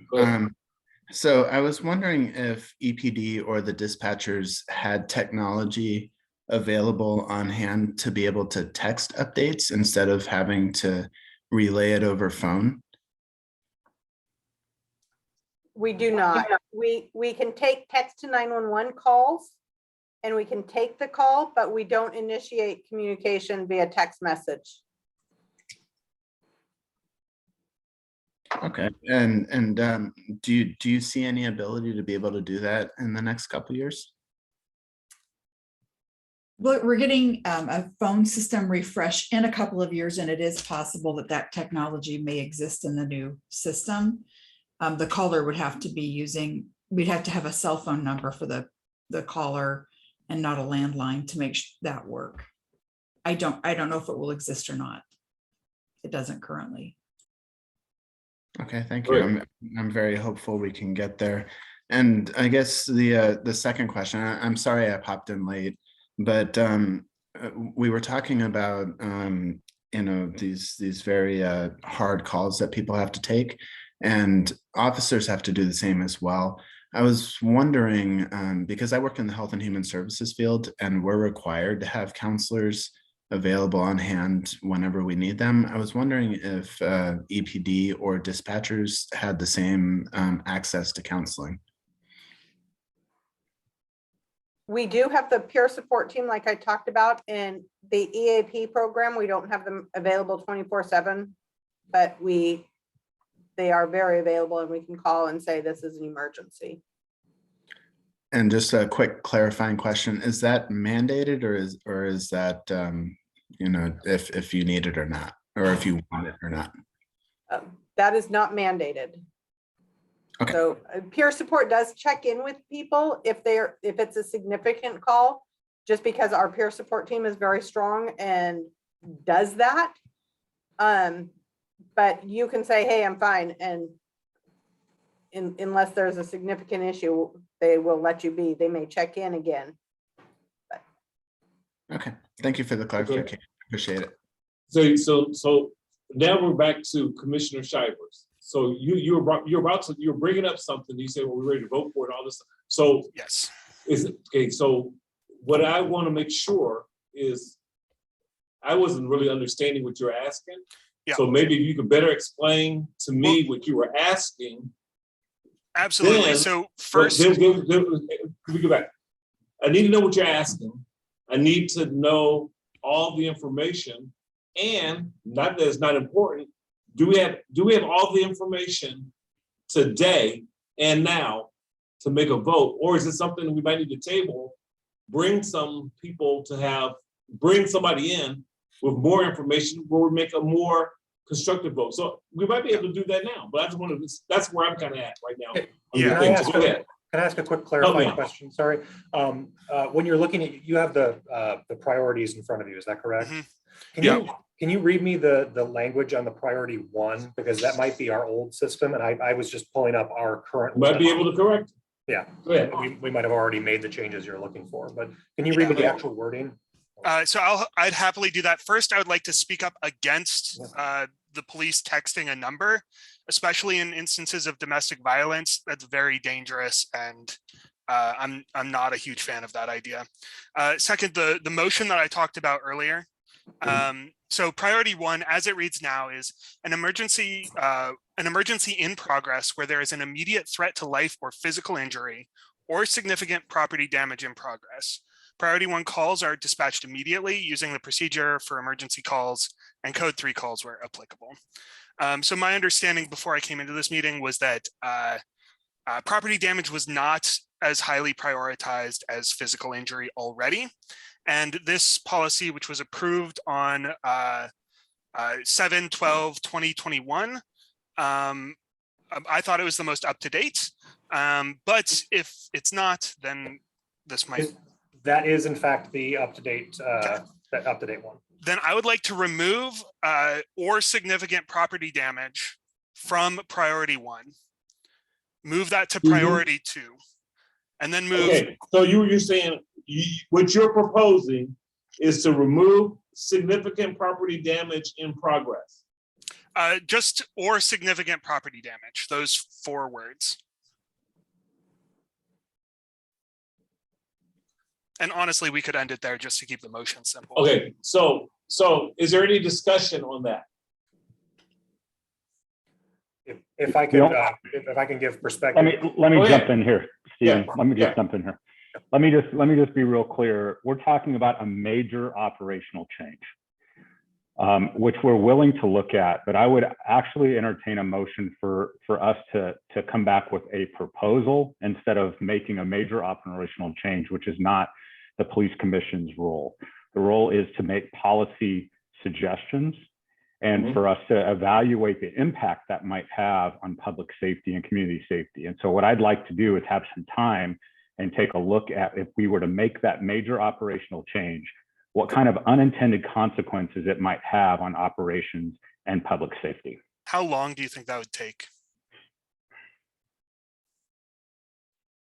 It's hard to say. It just depends on, we want to make decisions based on data, and we want to be able to look at the data to drive that really good decision making. Making an operational change like this because we think it's going to fit better at a lower priority, I would suggest if we could take between now and the next commission meeting some time to take a look at some instances, because that's a fairly broad brush approach to say all property damage is going to be a lower priority than priority one. You're undoubtedly going to have some unintended consequences to that could be significant or not. And I want to be able to answer that question with evidence-based, from an evidence-based perspective, if we can take some discretionary time to do that. All right. Okay, Commissioner Zelinka, I would like to hear you on this. Yeah, I was thinking sort of the same thing. I was wondering why that's in there. There's probably a good reason. And secondly, I really like the way that you couch that, Dallas, which is all the different aspects of it. I don't think that of the decision-making process, and I don't feel like I have enough information at this point to say that's an appropriate thing to do, to strike that piece of language, because I don't know what the impact is on that. I don't really fully grasp. And I don't know what the impact is either. So literally I would be voting on something that I really don't know about, which is not to say that what he's proposing might be correct. But it's just I don't feel comfortable, so I ain't gonna be voting on it. So where do we go from here? Yeah, well, I move to direct Chief Skinner to put together that recommendation within the next 6 months. Okay. Well, it's not a recommendation. I think it's a review. Is that what it's Chief Skinner? Is that what you're asking? He's agreeing with you. Now we're talking about a timetable. You're muted. Chief? Of course I'm muted. I'm always muted. How do we look at this?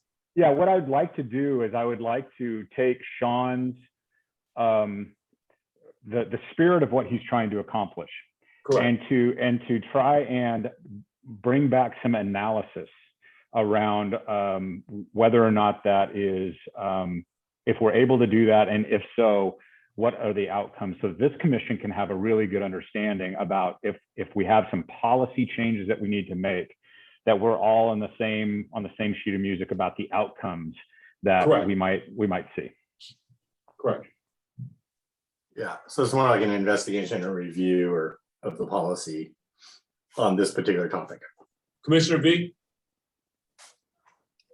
Thank you, Mr. Chairman.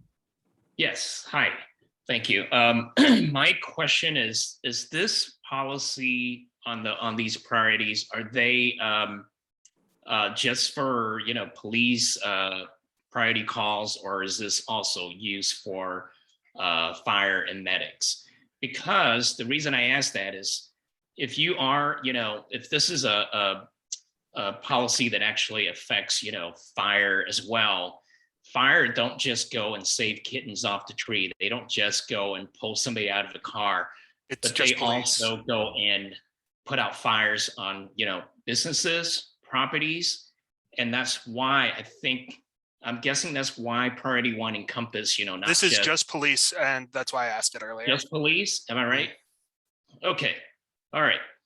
Well, if you have a building that is on fire and there's a propane tank next to it, there's also a significant risk of injury. So that's why I think this wording is superfluous. You may not know that, there's a propane tank next to it because the caller may not say that there is. And, they do dispatch the fire, fire as well. So I'm guessing this is but I got the clarity now. This is just for police. So I'm gonna stop there. But Okay, so I understand the good spirit. And I also understand that we don't have all the information in front of us. Right. And I'm willing to second if we can get all the information in front of us, get all the impacts, not so much put a timetable so much as we need to start. This is something we need to start because I don't know how long the research would take. Yeah, I mostly just want a timeline for when I should start complaining that I haven't seen it yet. Okay, then I would say an appropriate timeline might be 6 months. Is that right? Is that fair? I think it's more than fair, but I can assure you that I'm not going to give Sean an opportunity to complain about it not getting done. So Right. you can put 6 months on this, but I think we'll under promise and over deliver on this one. Okay. Let me go back so we're all on the exact same page to show you the power of your position as a commissioner and why attendance and being here on time and doing your research is. Because just because Sean is putting this on the table does not mean that Sean wins that vote. So what I'm saying is you have the data within 6 months. If it makes sense for us, if it doesn't, just as well as, to let you know, when Bonnie asked me about the LTD, I did not know if y'all were allowed me. Y'all could have said no. You and Bonnie don't need no bus pass, and we don't approve it. Hence, we would not be having a bus pass letter. So what I'm saying is that it's not that what he has to present is not important. He could be correct, and he could have me probably more on his side if I had all the data that I need. So it's not knocking him bringing it up. I'm just saying that he would get a no from me under me not knowing what I'm voting about, because I would not be voting yes on something I don't know. That's where I kind of stand. So I think if 6 months is enough time that we can at least make a more informed vote, then we make 6 months that, and then we see where it flows after that. Are we fine with that? Yes, thank you so much. Okay. Oh, I just want to say something. Yes. I suspect, I love the spirit of what Sean is trying to do. And because I'm not the one that's saying it, I feel like I could see a different perspective about it, which is that I kind of get the sense that maybe with significant property damage is happening, especially with the word significant, it sounds like it's particularly violent. And so what might happen or what the intentions of the person are kind of unknown. So it could eventually become violent. So it kind of to hint at like, this person could possibly also hurt somebody, I would guess. Right, which is covered in the policy. That's why I think the wording is redundant. What? Because it says, well, guess what, folks? We're going to need to move on. Okay. So let me go to our next part of this very impactful meeting. House Bill 2355 passed in August of 2017, at which time it became law that all agencies in Oregon start collecting demographic data and discretionary stops by July 1, 2008. The Police Commission has been interested in the demographic data that will become available and has requested updates since before legislation was passed. In addition, reviewing the Oregon Stops Data Report is on the Police Commission's fiscal year 2002-2003 work plan priority number 13. We have a special guest talking about this subject matter, Lieutenant Ron Tinseth. And we have James Hadley, who is the police crime analyst. So I will give the floor to Lieutenant Tinseth. Thank you. I'm going to share my screen and go through a presentation that I've given a similar one a couple of times to this commission in years past. So I'm going to go a little fast over the beginning which some of you have already seen. I took over this program in 2016. We actually started down this road in 2013 organizationally, but when I took over the program,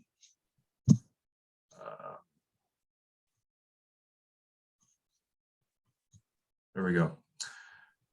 I set up 3 goals for the program: to be minimally intrusive. We had to get 100% participation, which we're the only agency in Oregon to do that, and assure accurate delivery to the CJC. We do collect demographic data on all traffic and person stops, and we do that through an electronic means that dispatch helps us with. What it looks like for the officer is they'll do a discretionary stop, meaning not related to a call for service. And when they finish the stop, there's a mask or a module created in their car that looks like this. And they'll enter the information in yellow, which is all from the perception of the officer. That's what it would look like filled out. There's a few other fields, some notes, and then the officer hits submit, and it's off. And then monthly, we send our data to the state of Oregon. So that is from a pretty high level overview how we collect our data. We do have a few challenges. We have some foot patrol assignments and some motor officers that it's a little more difficult. The foot patrol folks don't have tablets necessarily with them, but there's a way that they can collect the data and put it in when they get back to the office. We do have a control mechanism, the internal audit, that matches the calls for service versus the internal stop data record. And so we're able to work through that. One of the things that we realized early on was what happens if you get on a stop, traffic stop or pedestrian stop, when it wasn't really a qualifying event. And we allow our officers to note those calls, and we don't report those to the state. And that's just kind of worked itself out over the years. And we've been doing this for 3.5 years now, almost 4. We've had 3 reports from the CJC. We were collecting our data a full 6 months before this actually we were required to by the state. And one of the things that I talked about was how do we make sure that we get 100% participation? And that is we match our module that is created for the officer against our call dispatch logs. And if an officer is missing a stop module, they get an email. And then if they don't resolve it within a certain period of time, their boss gets an email. If they don't resolve that within a certain period of time, their boss's boss gets an email. So you can see the bosses don't like to get the emails and try and work with the officers to make sure that they get their stuff done. I get a report daily and make sure that people are staying up on it. At this point, I see something. I pulled this several months ago for another presentation, but this would have been, 3 or 4 days old worth of data, and I rarely see anything that's more than a week or so old from an officer. A lot of times they'll go on days off where they'll not turn it in and then go on vacation or whatever. It's about the only reason that I see something that's kind of older than that. So, how is our program working? For tablet users, there's minimal intrusion and impact. We are getting 100% participation of qualifying events. And then we worked closely with the steering committee, both during the implementation period and the program design, as well as the Criminal Justice Commission. Ken up there is a PhD researcher, and we have a very good working relationship with them. And also the Department of Public Safety Standards and Training has a new person there that is a resource for additional help. And I actually talked to him just this week. So in the 2021 report, we had 13,000 stops, 16% were pedestrians and 84 were traffic. One of the interesting things is us and Medford have the highest pedestrian stop rates in the state, which is, I guess, not terribly surprising for us, but Medford has a lot of pedestrian stops. And then here's the demographic breakout for each group. What I want you guys to look at is the very small number of Latinx, Black, and Asian Pacific Islanders. Also Native American is also quite a low number. I can't see white. It's on the far right. Over on the far right. Oh, it might be behind on my screen, I see Dominguez, Chief Skinner, Dr. Haynes. Can you scoot it over a little bit? I can't scoot it over, but it's 11,210. Chair Boggs, you'll have to move you can move that box that has us on it. If you click and just drag that or minimize it, you can eliminate that. There's some technical difficulties going on right now, so I'll take your word for the number. I just can't see it, but the last number I see is where it says Native Americans 28. Yeah, that's what I see too, and I'm challenged with it as well. So it's 11,210. Yeah, for white. Yeah. Okay. So the CJC takes our stop data, and they do 3 analysis on it. They do a veil of darkness, which says that it supposes that the stop rates for white versus people of color should be the same at nighttime, when there's a perception that an officer wouldn't be able to tell the race of a driver, versus daytime when they theoretically could.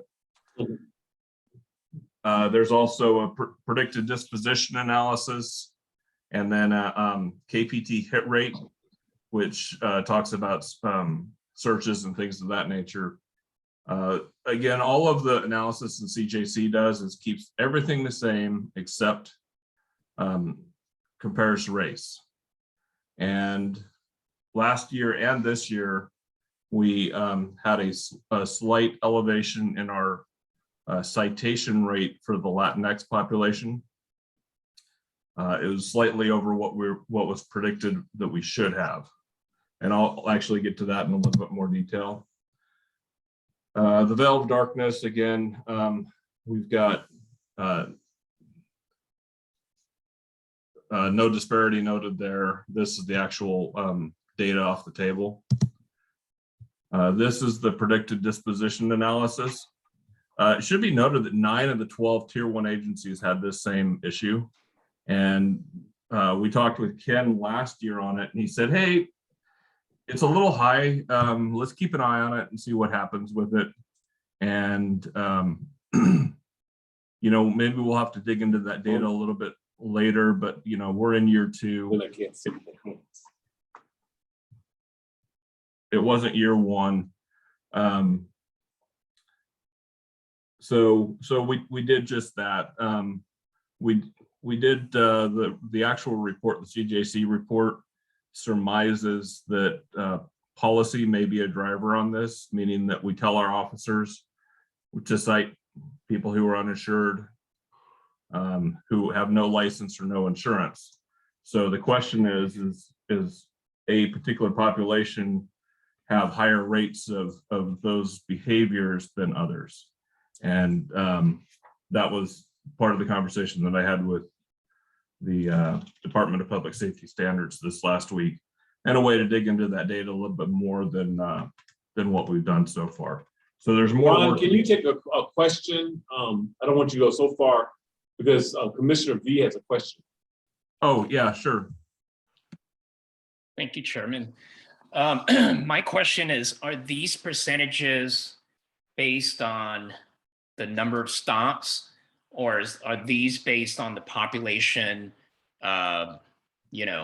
ratio to the population? Because when you showed the other slide earlier, where it had 700 something stops of African Americans, that is a lot. When you look at, in comparison to 11,000, you might go, oh, well, a lot of it was, a lot more of it was actually European Americans or whites, but the population for whites in Eugene is like 85 or something like that, 84 point something percent. So when you look at that in 11,000, that is not much. But when you look at the 5% or 3% of African Americans, 700 something is a lot.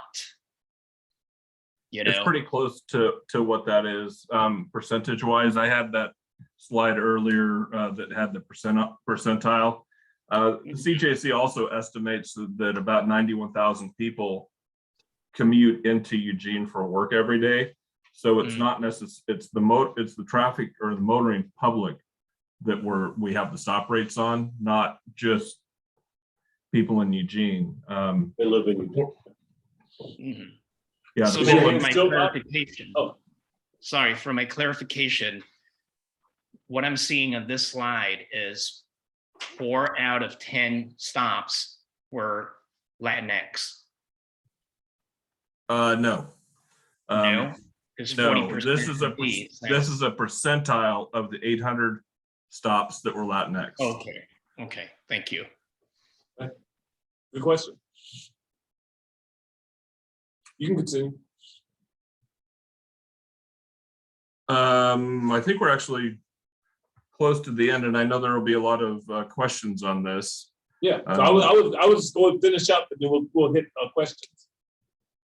Yeah, that's essentially it. The CJC reports on those 3 tests. They have some suppositions, but we still need to dig into the data a little bit more and see what that means for us.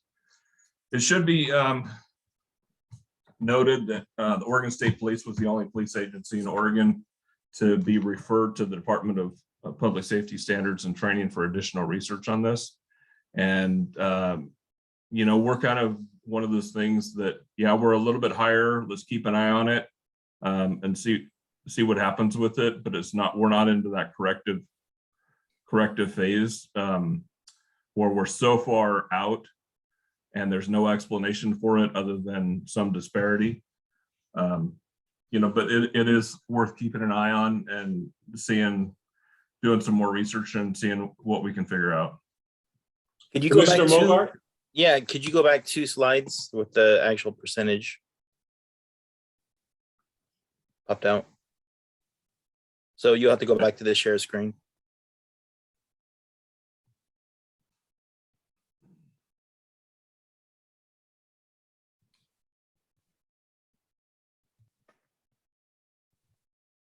Is that something we can do? Yeah, I'm working on it. Okay.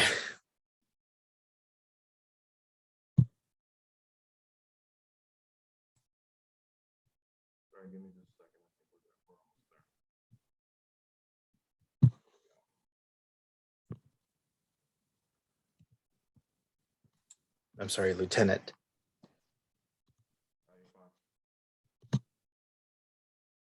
I've just got to get to navigating it. Maybe there was a specific question. Well, I was just looking at the percentage. I was trying to do the math on it myself, but if you already had it put out there, that would help. Right there? So not that one. Was just before the end. So right around here, yeah. So this is the predicted disposition where we say, was somebody given a cite? What was the outcome of the stop? Was it a citation? Did somebody get searched or arrested? And is there a disparity between what we statistically predict versus what we actually observe? Okay. And how about the one before that? What I'm trying to do basically is see how many of the no. So it was taken from this specific page, I'm trying to figure out the rate of, you know, Latina, Latino, Latinx people who are stopped versus as you know, as the community as a whole, and try to kind of figure out what that population would be and what that number would represent. Are you? Let me jump in here a little bit because this isn't my first time we've done this, and I know that there's some of these questions come up often. So let me see if I understand, Silverio, is that you're looking at that number of 893. What we don't have is the percentage of total stops and whether that's commensurate with what we see as kind of our community population. Is that the percentage you're looking for? Yeah, basically. And I mean, if I don't know how the reporting gets put out there, if that's something that's an officer-based question, but it looks like we're making up a you know, kind of a large population of the stops that are taking place. Well, I'm sorry. It looks like it's different from, you know, Hillsborough. I would make that would make sense, but in a population like Eugene, where we don't have the same population as Hillsborough does, it just feels a little off. Yeah, the full stops report has all those percentages for you. If I remember correctly, and I don't have it right in front of me, but if I remember correctly, it was right around the 6%, maybe 6.5% of our total stops were stops made of Latinx. And so the questions often is asked, you know, what is the baseline for our demographic data? Is it the current census data? And my assumption is that the CJC uses our most current census data, which is, you know, heads and beds type of data to help us have a baseline. And then there's some other challenges with the data that we just have to build in, as Lieutenant Tinseth pointed out, especially with our vehicle stops that are motoring public. There is a percentage of our motoring public that are not Eugene residents and would not be counted in our census data. And then the second piece of that is the fact that we have a major university, and the diversity of the university is not always accurately captured in our census data as well. And so there's a couple of things that we try to take into consideration. I'm not sure how we remedy that, but it's definitely something that we pay attention to. Okay, Commissioner V. Thank you, Mr. Chairman. My question is in regards to the vendor that was picked. Don't know if you have the answer to that, but 5-Point Solution, from what I understand looking it up, is based in South Carolina. So I'm not sure if the company has an office in Oregon or not. Do you know why OSP picked a vendor that is outside of our state instead of, you know, giving the business to a contract to a more local company? I do. You do? Okay. I was in those meetings early on. I had been given this project before we had the ballot measure that put OSP in charge of this. They were given about 8 or 9 months to get a mechanism in place to capture all of the data statewide. It was a huge undertaking in a very short period of time. There are several places that do this type of work, and they went out for RFP. 5-Point was selected as the vendor to do this, and all they do is they collect the data for us. We don't actually even use them hardly. We use our own CAD system, and in fact, Washington County does this very similar. We have a way to collect our own data and then transfer it to the state, where the Criminal Justice Commission then gets the data out on their end. But yeah, 5-Point was the RFP winner. I don't know that there was a firm in state that did this type of work, but working on a very, very tight timeline, state police pulled it off. Okay, thank you for the clarity. Dr. Garcia.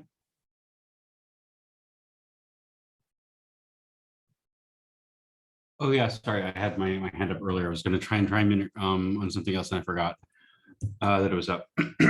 But yeah, if we could go forward one to the predicted disposition slide. Or two, I guess. Oh, I think I'm going backwards. there. There we go. So this is the one that was highlighted as a statistically significant disparity, and so just I was reading them, trying to figure out their methodology, and so that's just to be clear, this is based on trying to include as many like factors as possible, and so like if these were white people who had been stopped, and all of the time of day and the seriousness of the infraction and all these other things were controlling for all those different factors, we would expect that 34% would receive citations based on all available data. Is that correct? I'm gonna refer to James Hadley, who, James, I don't know if you have any more clarity on that. I didn't read the, I don't know the exact constructs of their assumptions. Certainly it addresses some, but I didn't read the reference source behind it. It references a statistical method, and I did not read what that is. Let's give the floor to James for a moment. All right. I just had a couple of quick clarifications. As people were talking, I was pulling up information. The comment was made that the percent that the number of Latinx community members in the stops data didn't seem representative of census data. I went ahead and pulled the latest census report, and they're saying that and I'll pull it up directly. Currently, the Hispanic or Latino percent population is 10% for the Eugene area. So even factoring in the large quantity of commuters that we get from the Springfield and surrounding areas, we're still below, if we were to just do a straight comparison, we're still below what census would find. But it just doesn't feel right. That doesn't feel right. Like 10% of the population is Latino, Latinx, Latina, but 6% of them are accounting for all the stops. It just doesn't feel right. Almost 7%. I understand what you're saying, but it's not 6% of 7. He's looking at it as 6% of 10%. No, it's not 60%. It's not 60 cents on the dollar. The numbers, this math is not correct. Clear the math up real quick. It's 6.8% of our total number of stops are of people that fall within the Latinx category, not 6% of the 10% of our people. So so it's 6%, 6.8% of 100% of the people that are in our community that get stopped are a Latinx category, and that group of individuals makes up 10% of our total population.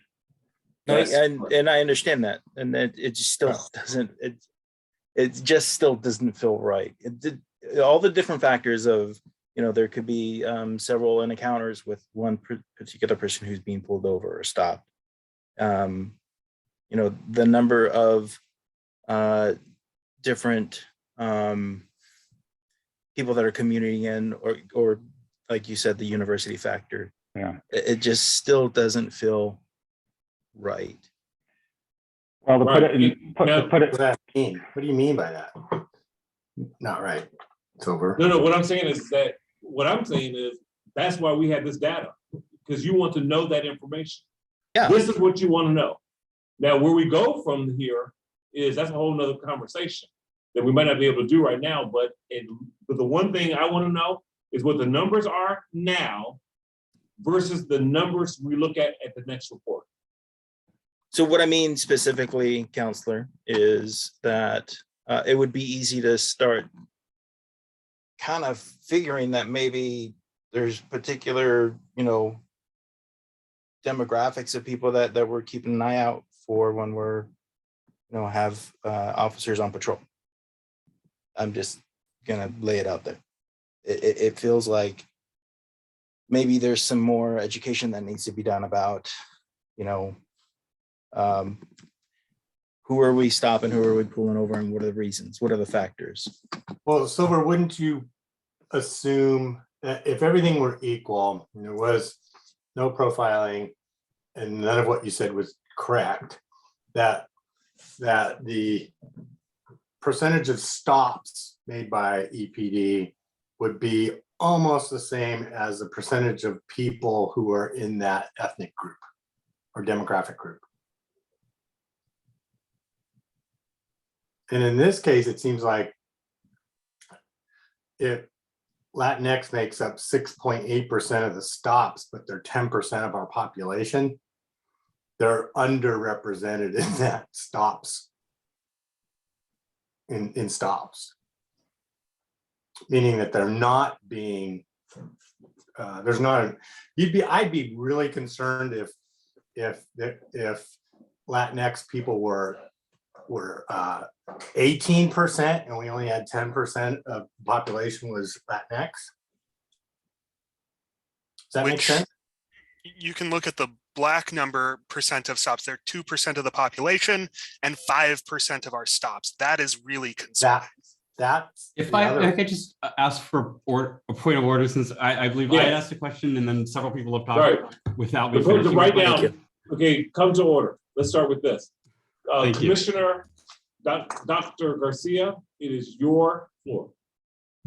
Thank you. I just wanted to so I think we've belabored those raw numbers, but the item that was specifically highlighted in the report where there's a disparity is in the predicted disposition. So my understanding of these three different statistical methods, and I understand it's very confusing. It took me quite a while of reading. The methodologies are described on page 9 of the Stop Report 2021 final PDF. And so what we get with the predicted disposition is analysis is a controlling for many other factors. So it compares Black and white groups, for example, who have identical proportions of gender, age, stop time of the day, stop day of the week, reason for the stop, season of the year, whether the stop was made in daylight, the agency and county stop volumes to determine whether one group is cited more, searched more often, or arrested more often. And so the reason why we don't have in this particular chart a white category is because they're all being compared to whites. That is how I understand the methodology for this particular statistical model. So yeah, that's the way that I understand. And this is the only. Yeah, and so this is the only one where we find a discrepancy, right? So when we look at veil of darkness, we find, there are no discrepancies. When we look at hit rate, right, we don't find anything of concern. But here the model does turn up something. And so if we control for all of these things, what we find is that Latinx people are being cited when they have been stopped more often than whites. And it's a significant difference. It's not as significant as some other agencies. I was looking at some of the others. Lincoln County Sheriff's Office is like way out there for some of theirs. But it does raise a question, right? We could say, well, maybe there's something about the population that is resulting in particular behaviors more. But it is concerning, and I hope that those conversations are happening about to explain why this might, within the department. I hope conversations are happening to explain like why this might be happening. I think that Yeah, I'll stop. Got it. Commissioner Shivers had his hand up for a while. I didn't hit him.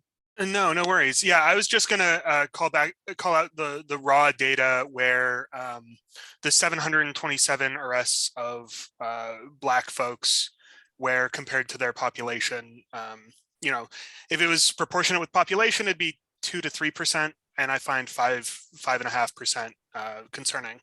I think that should also be highlighted to. I think it's important to articulate that that's not arrest, please. Okay. Yeah, it's not arrest, it's stops. Yeah, thank you for making that clarification. I still think it's particularly concerning, especially when compared to the percent of stops that lead to action being also higher than predicted. Right. Now I have one question. I have one question as a man, a Black person, when it comes to these numbers. What does anybody feel is a good number to see on there? What's an appropriate, what's a good number? What would be the number that you would see there that this report is good? Sean, tackle that one. Yeah, lovely. I love tackling hard questions, which I'm not the most suited to equipped to answer. I think the research shows that Black folks are less likely to commit crimes. So I think at the raw stage of stops, the number needs to be lower. To where? I would say 2%. I recognize that the U of O is a cluster of concern, but we also have the UO Police Department answering many of those calls. So just to throw out a number, I'd say 2%. I'm less concerned with the citation angle of it because that involves more accountability, and you can report that to the auditor. There's a variety of steps you can take once the stop is initiated, but the level of stops is what's my biggest concern. Thank you, thank you. Scott Lemons? Scott? Yeah, thank you. Sorry, I just had to unmute myself. So I am basically piggybacking off of Sean, but it very much does concern me that these percentages do not relate to our population. And at the same time, I think this slide would be much more clear if we were to put Caucasian and white as just a baseline so we can understand, you know, we all know that, you know, we're a mainly white state, but it would be a much easier place to understand if we could have that baseline. And then the second thing that concerned me in this presentation was the daylight versus nighttime stops.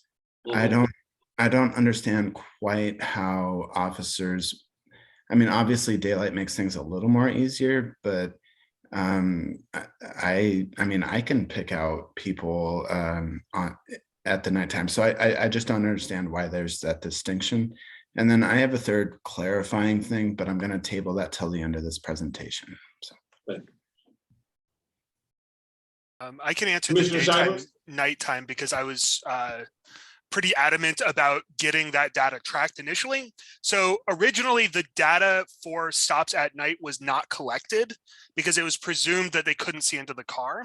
So I was very concerned that there would be a veil of darkness in terms of transparency by not collecting the data. So the way I read this report, and please correct me if I'm wrong, but we are now collecting the data and comparing day and night to ensure that nobody is assuming that they're less accountable at night for the stops that they make.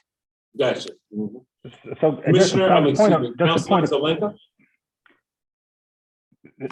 can I just make a point of clarification here? Because there's oftentimes where we say things in this forum, and I think it's important to make sure that it's the right information. Unless I'm wrong, and I'm wrong a lot, trust me, the Eugene Police Department has never only just collected data during the day and has not collected data at night. The veil of darkness analysis is analysis that the state uses that helps to normalize the raw data that they give them. But there's never been an instance where we have said, oh, the sun is set, we don't have to fill out our stops data. We fill out our stops data 24/7, every single and at 100%. So that the comment around us not collecting data at night is not accurate in the sense that that data is collected, the raw data is collected. We send it to the state, and the CJC has an analysis around the veil of darkness to help normalize the data, and being able to explain their methodology would not be fair to the CJC since they're the ones that do that. We are owners of the raw data. They are owners of the analytics. This might have been well, it was definitely before you came on board, and it might have just been, it wasn't reported to us as the commission. So that's just from where I sat on the commission my first year, that data was not reported to us. Okay, we're gonna move on. Counselor Zelenka. I want to make sure I got this table correct. Michael, I think what I heard you say is that the baseline is actually predicted. So that's what you would think you would see as it relates to the population and relates to white people being stopped. And the deviation, the actual, if it goes up, you're seeing more than the predicted based on population. And in this case, the Latinx one is the most, is the largest differential and the one of most concern. Is that right, Michael? Is that, do I understand that right? That's correct. It's the one that's statistically significant. And so because the numbers are so small, and particularly when you're talking about controlling for all those other variables, right, the subsets of those numbers, right, who was stopped during the day, who was stopped, what were the other, who was a male, who was in their 20s, right? All of those subsets become very small, and so it becomes harder and harder to make useful comparisons. So the only category where the statistics are really confident that there's a discrepancy worth paying attention to is for the Latinx, right? We can all see that there are other discrepancies as well, but because of statistics, they're not. So for Scott's purposes, putting white people in here wouldn't make any sense. They're actually embedded into this analysis. It's compared to what you would think would occur given the population of white people that we have. And the one that stands out is that the Latinx one gets more citations out of all these statistics. The one that's statistically most significant is that there's more citations given to Latinx people than we would expect. Correct. Even higher than the ones that are predicted. And that's, I'm going to just jump in. I was getting ready to call on you next. And predicted is based on population, right? Yeah. Okay. So, but the population, if you say 10% of the population is of, I'm going to use your term Latinx. I like Latino, Latina, Latinx, but I'm going to use the term Latinx. 10% of the population of Eugene is that population. You're counting for men, women, and children. So by that logic, saying that 6% is, or it's nearly 7%, should be sort of the accounting factor for it. But when we look at the predicted citation versus the actual, yeah, there's a high disparity. There's a high discrepancy there. And I'm not saying that the police department is targeting, but I am saying that that's a large number when you consider the representation of Latino, Latina, Latinx people and the community. That's all I was saying. And I want to make sure that in saying that, earlier in the report, he said, this is what I heard, that those stops are not necessarily people in Eugene. That some of those stops are just stops that go through. So a more accurate report would be of your number of those people, Eugene, live in Eugene. And that right there, the answer is no. Because no one knows that's not on this report. That just feels flat like out stops. that. I know, but that just feels like fluff to me, honestly. I'm Well, going to take these numbers. Sure I'm being honest. It just feels like fluff to me. It's like, oh, well, we got these other populations here, and I'm not gonna be a bullshitter. It just sounds like bullshit. It just sounds like fluff. So I think there's Chairman Boggs. something Chairman Yes. Boggs, just to let you know, we are 5 minutes out to the end of this meeting. Okay. We're having great discussion, but please keep in mind of the time. Gotcha. Thank you. Thank you. Yeah, so Counselor Zelenka, Oh, your hand was up. Yeah, it was before I answered. I asked my question to Michael and got clarification of what that Okay. means. That was my Thank question. you. Counselor Shivers? I think we've belabored the point enough about the statistics here. However, I would say that when the number of arrests of any population falls significantly below what you might expect, then to me, that tells me that the officers are only stopping people for more appropriate reasons. I'm not saying that's true, but the high reaction of citations coming from a lower number of stops to me makes sense. To me, that says that the stops were more valid. Meanwhile, with the Black population getting stopped at nearly twice the expected rate, and then also getting cited more often than you'd predict, that's a doubling effect. That is statistically of more concern in absolute number of actions taken. Thank you. Thank you. Scott Lemons? Yeah, thank you very much. So on this topic, Make it kind of quick because we only have so much time. Scott. yeah. So I'm going to do it really quickly.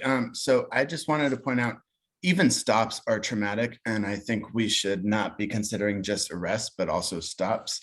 And then just to circle back to what the comment that I wanted to make, and that's in actually, it doesn't matter. So basically, I'm representing the Human Rights Commission, but more specifically, the disabled community. So I was specifically speaking about cahoots versus EPD. And if a cahoots call is made and EPD is going to show up, can a person get a text saying EPD is going to show up? But thank you for all of your attentions and time, and I will leave it there. Thank you. Commissioner Mogart. Your hand's still up. Silver. Okay, we'll move on. That might be bad hand management. Chief. Yeah, very quickly. I think what we've demonstrated here is the challenge of trying to deliver you guys somebody else's analysis. And if this was our analysis, then I think it would have been easier to answer many of these questions. But unfortunately, the situation is we send the raw data to the state, they do their analytics, and then they produce this report. And I know it can be frustrating and challenging to deliver somebody else's information. Dr. Garcia, I am already launching an effort to dig into the data on the types of citations that we write in that disparity between the predicted and the actual, because I think that some of the answers we're looking for on any adjustments we need to make around policy or culture, quite frankly, could lie within that the types of citations that we're writing. And so we're working on that right now to do that. In my time as a police officer and police chief, which is, well over 30 years now, I will say our policy of always citing uninsured and under licensed motorists have a tendency to negatively impact our Latinx community, because what I've seen in my career is barriers to that community getting insurance, barriers to that community getting licenses, especially with our immigrant community that is very, very cautious and afraid to go into DMV and do a license. And one thing that I've always advocated for is decoupling any sense of legality around your immigration status and your ability to be a driver. I want my drivers, regardless of status, to have a driver's license and insurance so that they can be safe. And oftentimes what we see is our system that tries to couple those two together. And it's a barrier for our Latinx community, and specifically our immigrant community, to feel comfortable going into the DMV to get their licenses and subsequent insurance. And so then when they do get stopped, we have a tendency to issue those citations. I'm going to wait and see what the data tells us, but just historically, I've seen that barrier exist that we need to think about trying to remove. Okay, we're gonna wrap this meeting up. I'm gonna start with closing comments. Be quick, be brief, and let us know. We're gonna start off with Silverio. Can you come back to me? Can you hear me? Yes. Yes, do you mind coming back to me? Chairman Boggs, since we are past the 8 o'clock timeframe, we need to vote to move this meeting past the 8 o'clock timeframe. Okay, so do we have, would the So people moved. here, would the people Move to like to extend do, 5 minutes. extend the meeting or close the meeting? Move to extend 5 minutes. Okay, Second. second, Thank you. those in favor of 5 more minutes, raise your hand. In agreement? That does it. Okay, so let me get back to Silverio, closing comments. Yeah, okay, thank you. So I don't mean any disrespect to you, Chief. You know, I like you. You use baseball terms. That's all you really need to do to gain my heart and trust. I feel like the conversation that we're having shouldn't be done in the last like 20 minutes of this conversation. I think we should have been dedicating a little bit more time to this than we were given for it. I want to make sure that I feel right, because we're talking about my community. We're talking about people that, yes, are living in the shadows, that, yes, don't feel like they want to go into the DMV to get licenses. But by the same token, you know, that population, when we're talking about being stopped, and we're talking about the discrepancy between being stopped to predicators and the predictions and the actual number of citations and everything else, it just feels high to me. And that's just the feeling that I get. So no disrespect to you, Chief, no disrespect to the department. I'd love to have this conversation again. And please, if we can get that slideshow, that'd be great. Great. Commissioner V. Commissioner V. Thank you. I just want to thank all our esteemed guest speakers tonight. Great presentations, very informative, robust conversations. Thank you. Commissioner Shivers.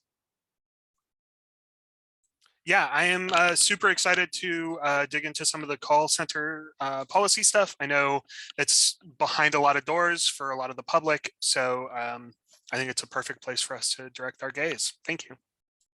Thank you. Commissioner Dominguez.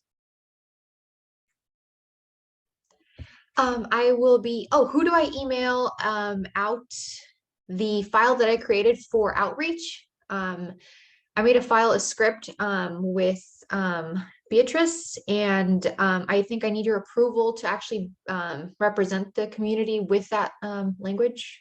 You have the approval, and you can send that. You can send that to Vice Chair Silverio. Oh, okay, great, thanks. Councilor Zelenka. Pass. Councilor Ye. I'm good, thank you. Commissioner Davis. I'm good, thank you. Scott Lemon, representing Ibrahim for Human Rights. Closing comments. I think we covered a lot. I would like to continue this conversation going forward, but thank you all for accepting me, and I will see you soon. Yeah, thank you very much. Dr. Garcia. Yeah, I would second what other folks have said. This is a very important conversation. You know, I could have spent like an hour in front of a classroom just trying to explain one of these 3 statistical models. It's not easy stuff, and I think that what all of this is really just trying to do is trying to figure out a way to answer a very difficult question, which is how and when and to what degree is race figuring into police decision making. And what the results are trying to assure us of is that this isn't happening very often. But what we see, and I think several of the commissioners have observed, that we still see large numbers of, in particular, African Americans, the African American population in our city being stopped. Even if it seems, according to the statistical models, that race isn't the cause, the immediate cause for that, it's probably because of all the number of other factors. This should lead us to then look at other kinds of policies. The chief was mentioning some in relation to the Latinx community, other kinds of policies that might be in place that might lead to people of color being stopped for those other reasons, but disproportionately, if that makes any sense at all. It makes sense. Okay, moving on. Commissioner Winbrock. I'll pass. Commissioner Robertson. I'm good, thank you. Okay, folks, we'll bring this meeting to an adjourn. Thank you very much. Looking forward to seeing you guys next month. Work on any type of outreach things. Look at your bios, put some pictures. I want to see your smiley faces on the website. I shouldn't be the only person of color on the website. So let's help me out a little bit. Thank you. Good night.